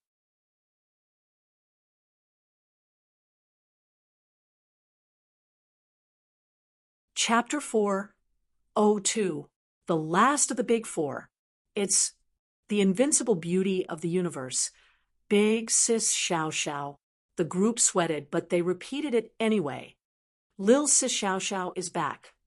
So Ruoming and Pin Liang didn't really want to welcome Xiao Xiao, but they had no choice. They had to come. Xiao Xiao had only been in middle school for a month or so, but her name had spread far and wide. Even so, Ruoming and Pin Liang didn't dare mess with her. Otherwise, she wouldn't have become the fourth of the Big Four as a girl. The reason why she was the last of the Big Four wasn't because she wasn't strong. Quite the contrary.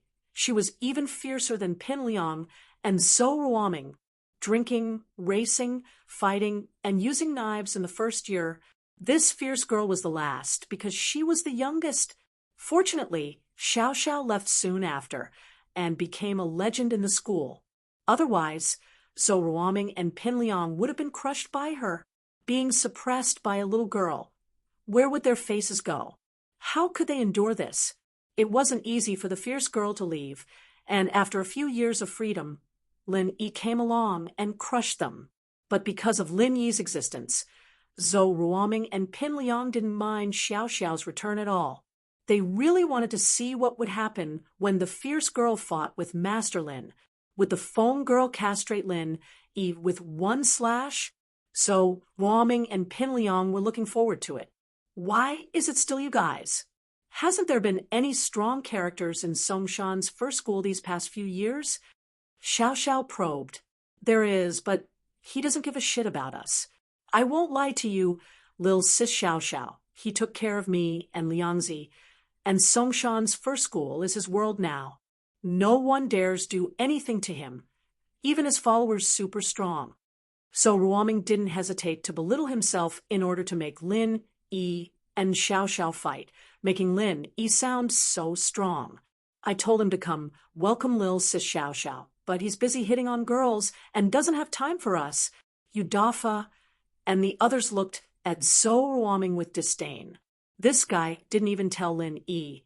He was just trying to drive a wedge between the two, but no one dared speak up for Lin Yi. They'd get on Lin Yi's good side, but they'd also offend Zhou Ruoming and Pin Liang. Lin Yi, Xiao Xiao frowned and took out a small phone from her pocket, showing a picture to Zhou Ruoming. Is this the person? Sister Xiao Xiao, do you know him? Zhou Ruoming looked at Xiao Xiao's phone. The person in the photo was Lin Yi. He's here. Xiao Xiao nodded, satisfied. Looks like I was right to come. This was really a case of walking all over the place in search of iron shoes, only to find it by chance without even looking. Xiao Xiao had been searching for Meng Yao and Lin Yi in Songshan like a net, but she couldn't find them. In the end, she accidentally showed her phone to a friend, and the friend recognized Meng Yao right away. It was the daughter of Pengzhan Industries chairman, studying in Songshan's first high. Xiao Xiao was speechless after hearing the answer. She was a transfer student from Songshan's first high, and she hadn't thought about going there before. She didn't expect to find them here. But it was no wonder, since Meng Yao and Yushu didn't go to Songshan's first high. Pengzhan was afraid that Meng Yao wouldn't know what was right and wrong, and that she'd become a spoiled little miss in his own school.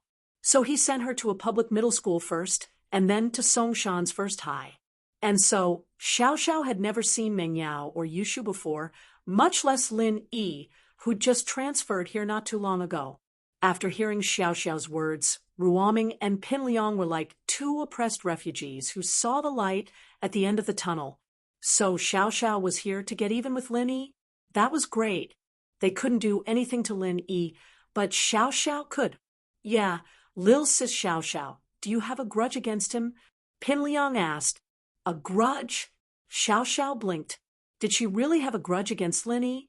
It was as if the conflict from before wasn't a grudge at all. She was looking for Lin Yi because she wanted to race Lin Yi.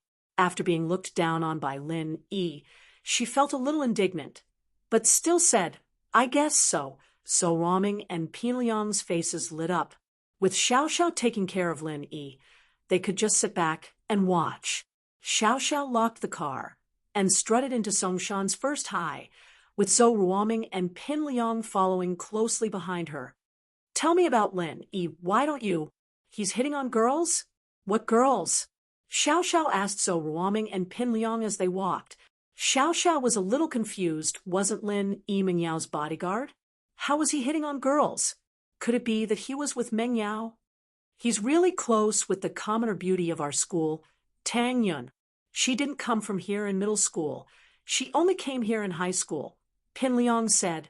She's Ming Bro's latest target, but Lin Yi beat her to it. Oh. Xiao Xiao blinked, not expecting Lin Yi to really come to school to hit on girls, and it was Zhou Ruoming's target, too. She couldn't help but look at Zhou Ruoming to see what he had to say. Don't look at me like that. I can't beat him. Zhou Ruoming said hatefully. It was a little self-revealing, but he didn't want to hide it. The more he did, the more it showed Lin Yi's position as the king of the school. That was the only way Xiao Xiao could deal with him. Does anyone else in the school know about this? Xiao Xiao asked. There's probably no one who doesn't know about this. Announcing that Tang Yun is his woman in front of the dean. Lil Sis Xiao Xiao, this guy is even more powerful than you were back then. Pin Liang said. The dean didn't dare say anything. Oh, what's his background? Xiao Xiao was curious. Even if Meng Yao's father Pengzhan was a shareholder of the school, a bodyguard shouldn't be this cocky, right? Plus, if he was Meng Yao's bodyguard, why would she let him hit on girls and let everyone know about it? Could it be that his relationship with Meng Yao was a secret? I don't know about his background, but I heard that he was a transfer student from a faraway village, but it doesn't seem like it. Pin Liang shook his head. He'd be an idiot if he still thought that Lin Yi was some country bumpkin. All right, I understand. Xiao Xiao nodded. It seemed like she needed to change her plan. She'd wanted to act a little flirtatious with Lin Yi in front of Meng Yao to give him some trouble, but that didn't seem to work now.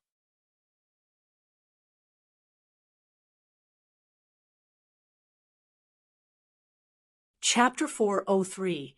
I'm here for Lin Yi. Xiao Xiao came looking for Lin Yi just to get back at him. How could a bodyguard be this strong? She just wanted to race with him, but he didn't even care, and pushed her car to the side. This was a huge blow to the big sister's reputation. Jifeng jumped in shock when Xiao Xiao went to the dean's office to handle the registration. He'd received a call from Ding Bing Gong, saying that someone had arranged for a student to come in, but he didn't think that it would be Xiao Xiao. Jifeng knew Xiao Xiao's infamous name all too well when she'd just entered middle school. She'd broken the balls of a young master who'd been trying to take advantage of her. And not long after that, she'd stabbed a gangster who'd tried to rob her from outside the school, heavily injuring him. Although neither of those things were Xiao Xiao's fault, and it wasn't her doing it on purpose, it was still a big deal. If it weren't for Bing Gong saying that someone was protecting her, she'd probably have been expelled already. Fortunately, Xiao Xiao only stayed here for a couple of days before getting bored. She didn't have any opponents, so she transferred schools. But Xiao Xiao's name was already spread far and wide. Be it Zhou Ruoming or Zhong Pingliang, they were both violent young masters, but they weren't as violent as Xiao Xiao. A girl stabbing someone with a knife wasn't something that could be measured with common sense. Plus, this girl seemed to have some background. She hadn't been expelled after these two incidents, so who would dare mess with her? Jifeng felt like his head was about to explode. There was nothing he could do about this Xiao Xiao. She'd lost all her authority as a dean, and one Lin Yi was enough to make him suffer. Now this Xiao Xiao? Fortunately, Lin Yi didn't cause much trouble, only holding hands with girls in front of him. This Xiao Xiao, on the other hand, dared to stab people in front of him. Should he still be the dean? He might as well let Xiao Xiao be the dean. The students were more afraid of Xiao Xiao than they were of him. Xiao Xiao, welcome back, Jifeng said insincerely. The principal had already greeted her. So what else could a dean like him say? He could only go against his will and express his welcome. Mr. Wang, you don't seem to welcome me very much, do you? Xiao Xiao grinned at Jifeng. How can that be? Wang, Jifeng smiled bitterly. He was a failure as the academic affairs dean. Hee, don't worry, Mr. Wang. I'm here to look for someone. I won't cause you any trouble. Xiao Xiao saw the bitter look on Jifeng's face and reassured him. Oh, looking for someone. Okay. Which class do you want to go to? Wang Jifeng breathed a sigh of relief. If it was just looking for someone, it would be easy. Class? I don't know either. Right, do you know which class Lin Yi is in? Xiao Xiao asked suddenly. Lin Yi? Wang Jifeng was shocked. You're looking for him? Yeah. Is there a problem? Xiao Xiao nodded, grumbling like a woman. I'm looking for him. Humph. I finally found him. I'll teach him a lesson. It was no wonder that Xiao Xiao was so agitated, searching the whole of Songshan, only to find that Lin Yi was in her old school. Plop. Jifeng almost fainted when he heard Lin Yi's name. You're looking for Lin Yi? Yeah. What's the problem? Xiao Xiao asked. Nothing. Jifeng waved his hand, helplessly, and sighed. He helped Xiao Xiao with the school registration, but he was wondering why Xiao Xiao was looking for Lin Yi. Judging from her expression, it was as if Lin Yi dumped her. Was she here to get back together with Lin Yi? But what about Tang Yun? Could it be the legendary love triangle? Jifeng felt a headache coming on. It seemed like he'd have to worry about this in the future. Lin Yi and Xiao Xiao were together. Sigh. It was up to the heavens. After the registration was done, Jifeng brought Xiao Xiao to the entrance of the 12th grade's class 5. He nodded to the homeroom teacher and personally sent Xiao Xiao into the classroom. Let me introduce a new classmate to everyone, Xiao Xiao. Everyone, please give her a round of applause. Other than Pin Liang and Xiaofu, no one else knew about Xiao Xiao. It was too long ago, and most of the students in the class were only in high school. They didn't know much about Xiao Xiao, but the boys in the class were getting excited. One had to admit that Xiao Xiao's sweet appearance was quite deceiving. If they didn't know about her bad reputation, they'd think that she was a cute little girl. She had the potential to become a school beauty on par with Meng Yao, Yushu, and Tang Yun. That was the boys' first impression. Hello, everyone. Please take care of me. Xiao Xiao smiled sweetly. Pin Liang felt goosebumps all over his body. Coming from Xiao Xiao's mouth, it was very suspicious. Xiao Xiao was pretty, but he didn't have any feelings for her. Getting his balls broken wasn't something to be messed with. Xiao Xiao, you sit here. The teacher was trying to arrange a seat for Xiao Xiao. Xiao Xiao wasn't tall, so the teacher wanted to get her a seat closer to the front. The students who transferred here at this time were usually here to study and prepare for their final exams. And this Xiao Xiao was sent here by the dean himself. She had to have some sort of background. No need, I'll find my own seat. Xiao Xiao didn't wait for the teacher to finish and walked to the last row of the class. Lin Yi frowned.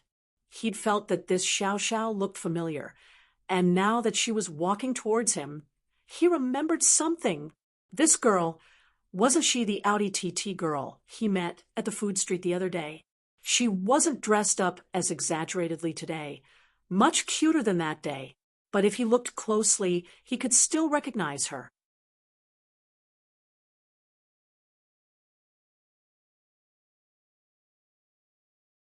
Chapter 404. Chapter 404. Bullsh, asterisk, this instincts told him. that Xiao Xiao wasn't here for anything good. The girl was sweet and cute, but Lin Yi didn't want to piss her off. He'd be in a lot of trouble if he did. Xiao Xiao was pissed off at Lin Yi's words. She was a super beautiful girl in the universe. Wasn't she? Why was she being called an idiot by this guy? Kong Xiaobo, who was sitting in front of Lin Yi, had heard Xiao Xiao's words. He was envious of Lin Yi's luck with women, but Lin Yi's mocking words almost made him faint. This guy really didn't know how to take care of women. What about me? If you're here to study, then do whatever you want. But if you're here for something else, don't blame me for kicking you down the stairs. Lin Yi said faintly, I've already stepped on 2 of the big 4. I don't mind stepping on another one. It wasn't as if Lin Yi didn't see what happened at the school gates this morning. In fact, the leader of the 12th year, Yu Dafa, had informed him about the return of the last of the big 4, but Lin wasn't interested in going to greet the big 4. Whoever wanted to go kiss his ass could go. Lin Yi didn't want to go anyway. What Lin Yi didn't expect was that the last of the big 4 was a girl, and the one he'd met at the food street at that time. And so Lin Yi didn't care about her at all. You know, Xiao Xiao didn't expect Lin Yi to know her identity already. I took a look at you from the window. Lin Yi's phone vibrated, and Lin Yi frowned. Stop wasting time. I'll check my messages. Xiao Xiao was furious at Lin Yi's disregard. She'd never been looked down on like this before. She raised her heels and tried to step on Lin Yi's foot, but Lin Yi's eyes didn't even blink as he looked at the text. But before Xiao Xiao's foot could land on his foot, he retreated. Crack! A crisp cracking sound accompanied Xiao Xiao's startled gasp. Xiao Xiao's heel had completely broken from using too much force. Xiao Xiao's face was red with anger as she glared at Lin Yi. But Lin Yi acted like nothing had happened, still looking at his text, as if he hadn't heard anything. Could it be a coincidence? Lin Yi didn't dodge on purpose? Xiao Xiao was confused. Wait. Xiao Xiao reacted abruptly. Even if this guy didn't see it, surely he didn't hear the sound of the heel breaking? Wasn't he curious at all? There was only one possibility. Lin Yi did it on purpose. He'd dodged on purpose before. And now he was pretending not to hear it. Xiao Xiao was so pissed that she wanted to snatch Lin Yi's phone away. But Lin Yi raised his hand, slightly as if he was going to send a message, avoiding Xiao Xiao's hand. It was a text from Yushu. Yao asked me to ask you, why are you messing around again? Did someone come looking for you? Lin Yi smiled bitterly. It seemed that Meng Yao and Yushu didn't recognize Xiao Xiao as the person they'd met at the food street that day. He replied, She's here to get even with me, but it's because I accompanied you guys to the food street. Food street? Meng Yao frowned as she looked at Yushu's phone. What food street? What does Lin Yi hitting on girls have to do with food street? Oh, I think I remember. Yushu slapped her forehead in realization. Yao, do you remember when there was a delinquent girl blocking our car at the food street, and Shield Bro pushed their car out of the way? You're talking about the Audi TT? Meng Yao tried her best to recall it. It seemed like it was the same Xiao Xiao today, just dressed differently. Yeah, that's her. Yushu nodded. So it's Shield Bro Yao. What do we do? What else can we do? Just ignore her. Since it's not Lin Yi messing around, we don't need to care. Meng Yao said nonchalantly. Oh, right. We'll take care of Shield Bro when he's messing around. Yushu said in agreement. Messing around has nothing to do with us. It's not like he's your boyfriend. What's the rush? Meng Yao glared at Yushu. Oh, it depends on Yao if he's my boyfriend. Or not. Yushu stuck her tongue out. What the hell are you talking about? Meng Yao raged. Open your mouth, ? Yushu blinked but opened her mouth obediently. Ah! Meng Yao reached for Yushu's mouth. Ow. It hurts. Yao. Why did you pull my tongue out? It hurts. Let go. Yushu cried out in pain. Humph. I'll pull your tongue out so you don't talk nonsense all the time. Meng Yao naturally wouldn't actually pull her tongue out. She was just trying to scare her. I won't do it again. I won't talk nonsense anymore. It hurts. Yao Yao, you really did it. It hurts. Yushu covered her mouth, almost crying. Lin Yi put his phone back in his pocket before turning to Xiao Xiao. What are you doing? Are you ADHD? Hey, is Meng Yao jealous? Xiao Xiao might look violent on the outside, but she was actually a very sensitive person.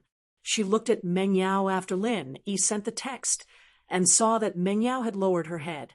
She knew that Meng Yao was reading the text. No, she doesn't like me, Lin Yi said faintly. You don't need to think about all this dirty stuff. It's useless. Lin Yi looked at Xiao Xiao's eyes, and guess what she was thinking? Dirty stuff? Say whatever you want, but teach me how to drive, or I'll tell everyone about your relationship with Meng Yao. Xiao Xiao didn't care about Lin Yi's threat at all. She turned it around and threatened Lin Yi. Do what you want. What other people don't know can only affect Meng Yao. It doesn't matter to me at all. Lin Yi shrugged. I don't care if you're willing to make an enemy out of yourself, but don't think that Meng Yao's a pushover. She's got a Yushu with her, and she's even stronger than you are. You'd be dead before you know it.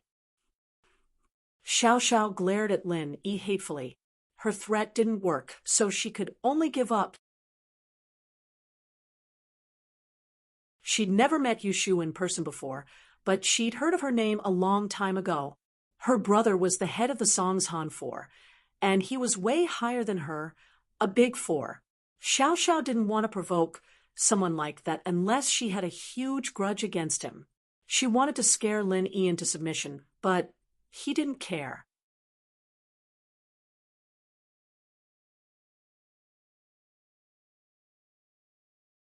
Chapter 405. Giving you advice. She's been wanting to kick me out for a long time. But did I?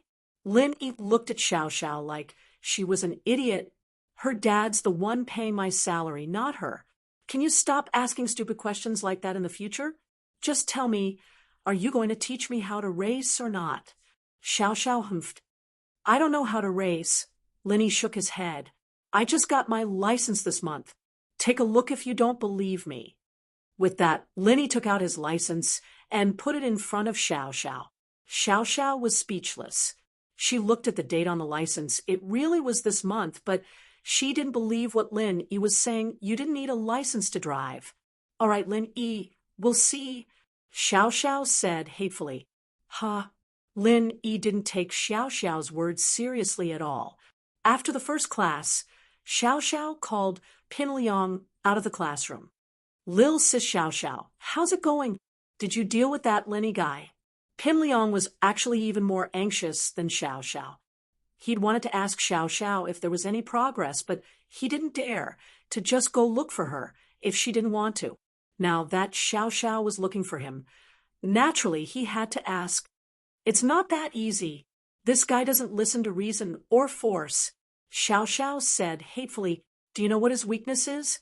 I'm not too sure. Pin Liang thought. If he knew what his weakness was, he wouldn't be waiting for her to take care of him. He'd take care of him myself. Then do you think there's anything we can use to blackmail Lin Yi? Xiao Xiao continued. Blackmail? Pin Liang blinked, not understanding why Xiao Xiao was blackmailing Lin Yi and not teaching Lin Yi a lesson. Lil sis Xiao Xiao, why are you blackmailing him? To achieve a goal, of course. Why are you asking so many questions?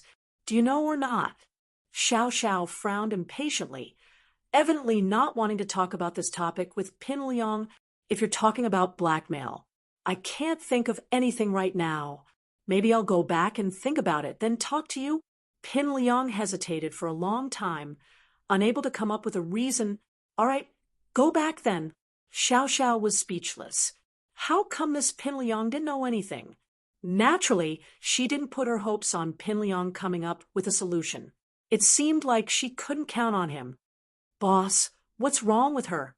Kang Xiaobo looked at Lin Yi with some doubt and asked in a low voice. Who knows? She's crazy. I met her once at the food street. She used her car to block my car. I pushed her away, and she asked me to teach her how to race. Lin Yi explained, feeling speechless. I see, but boss, you're quite lucky with women, Kong Xiaobo said enviously. Why aren't there any beautiful girls looking for me? You want me to tell Fan, don't you? Lin Yi asked with a smile. Don't tell her. I'm just fantasizing. Kong Xiaobo quickly shook his head. Right, boss. Why didn't you ask me if my parents said anything about Fan after I went back yesterday? If you told them about the company first, they might have stopped asking about Fan. And if you hadn't, you wouldn't have been able to separate from Fan under the circumstances yesterday. So there's no point in telling them. Lin Yi analyzed with a smile. Boss, you're the boss. You hit the nail on the head. I told them about the company yesterday, and they really didn't care about me and Fan anymore. Kong Xiaobo nodded, a little excited. But boss, I spent the whole night reading business management books, and I'm still confused. There's a lot of technical terms I don't understand. If you could learn everything in one night, then the world would be full of entrepreneurs. Lin Yi shook his head. You have to do things step by step. You can't get fat in one bite. That's true. I was too impatient. Kong Xiaobo agreed. The main problem now is getting into college. It'd be best if Fan goes to the same school as you. I wonder how she's doing? Lin Yi suggested. I haven't asked about that. How about this? I'll text her later and ask her what she thinks, Kong Xiaobo said. As the two were talking, Xiao Xiao walked in, and Kong Xiaobo gave Lin Yi an ambiguous smile before turning his head away. Xiao Xiao went back to class, thinking about how she could teach Lin Yi a lesson and get him to teach her how to drive, but she couldn't think of anything at the moment.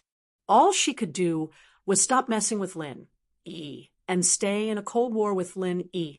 She ignored Lin Yi, and Lin Yi naturally wouldn't talk to her either. He was happy to be at peace. Xiao Xiao was thinking about what she could use to blackmail Lin Yi. Her plan to use Meng Yao and Lin Yi's relationship as a bargaining chip had failed. She could tell that Lin Yi really didn't care, so she had to think of something else. Her phone vibrated in her pocket as she thought about it. She took it out and was surprised to see that it was a text from Pin Liang. Lil Sis Xiao Xiao, I discussed it with Gao Xiaofu. If you want to blackmail Lin Yi, you can go to the bathroom and take a few pictures of him. Is that okay? Xiao Xiao's eyes lit up after reading the text. This was a good idea. All right, go ahead. Lin Yi smiled. Okay, go ahead. Me? Pin Liang didn't know whether to laugh or cry as he looked at the text in his hand. Would I let you go if I dared to do that? If I went to the bathroom and took pictures of Lin Yi, wouldn't Lin Yi beat me to death? I don't dare. I'm scared of getting beaten up, but I can keep a lookout for you. Pin Liang replied like a gangster, making Xiao Xiao grit her teeth. It seemed like she'd have to do it herself. If Lin Yi didn't give in, she'd threaten him and send his pictures to Meng Yao and Yushu, as well as that commoner beauty. Let's see how embarrassed he'd be then.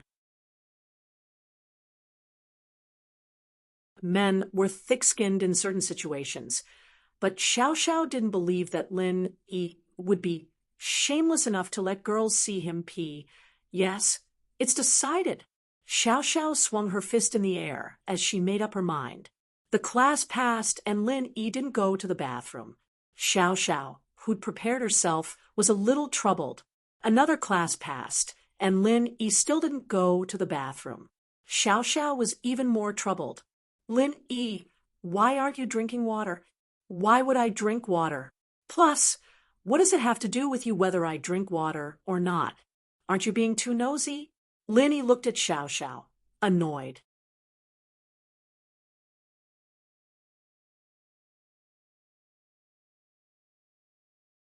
Chapter 406. You're the one who's sick. Oh, but Lin Yi didn't believe that Xiao Xiao would be so nice as to remind him to drink water when it was hot. Plus, couldn't he drink water himself if it was hot?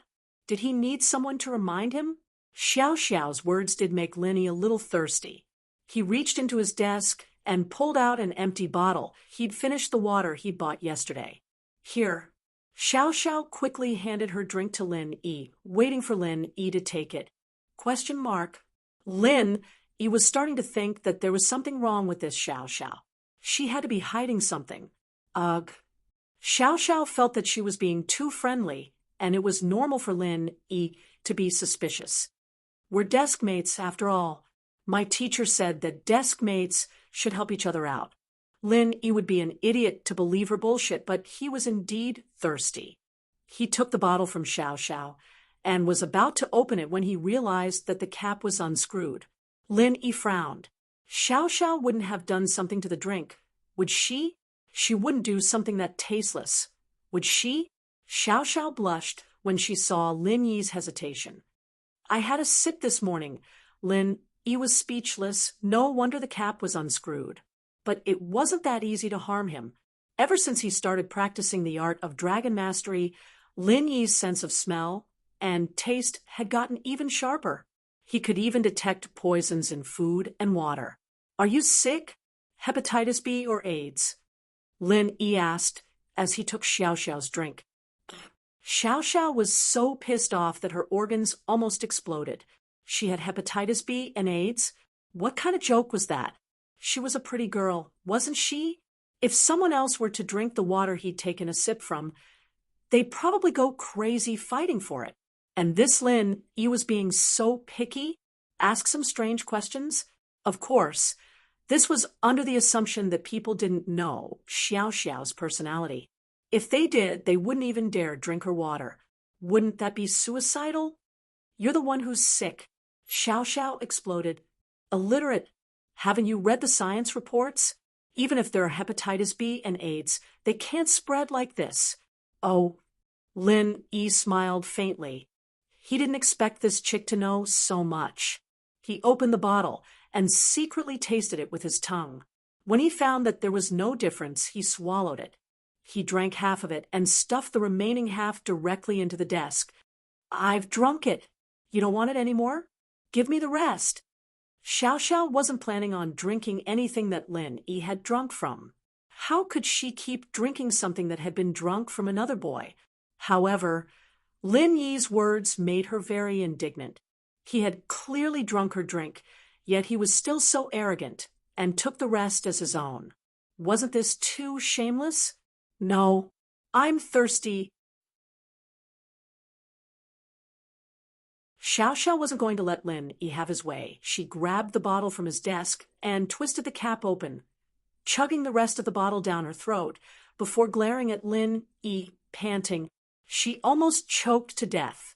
Lin Yi didn't know what to say. Lin Yi didn't really know what to do with this rebellious girl, but he didn't want to argue with her.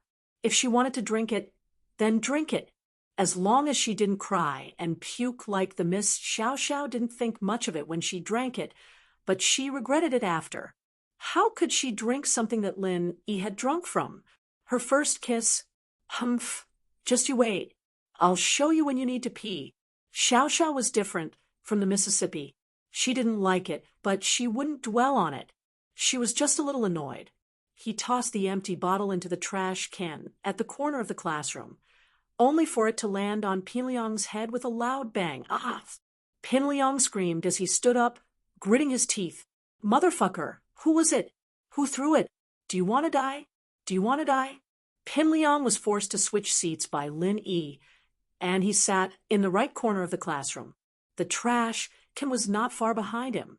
There were always lazy students who didn't want to get up to throw the trash, so they just threw it high up in the air. But now that Pinliang sat there, no one dared to throw it. It wouldn't be a joke if they hit the third of the big four. Lin Yi threw it.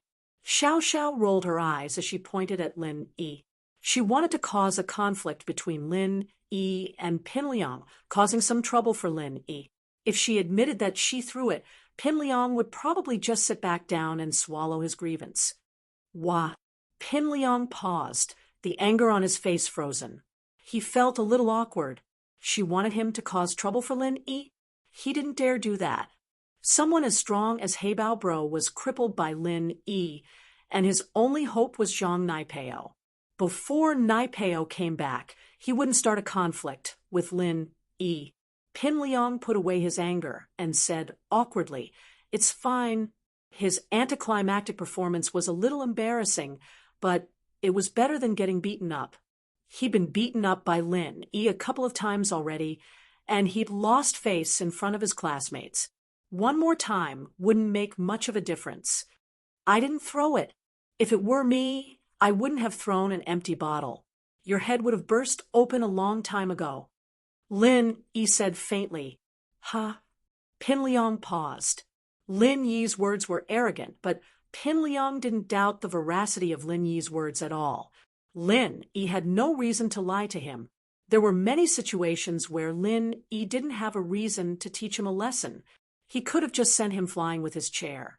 So, if Lin Yi said it wasn't him, then it definitely wasn't him. As long as it wasn't Lin Yi, what was there for Pin Liang to be afraid of? His anger flared up again. Who is it? Come out now, or you'll be dead if I find out."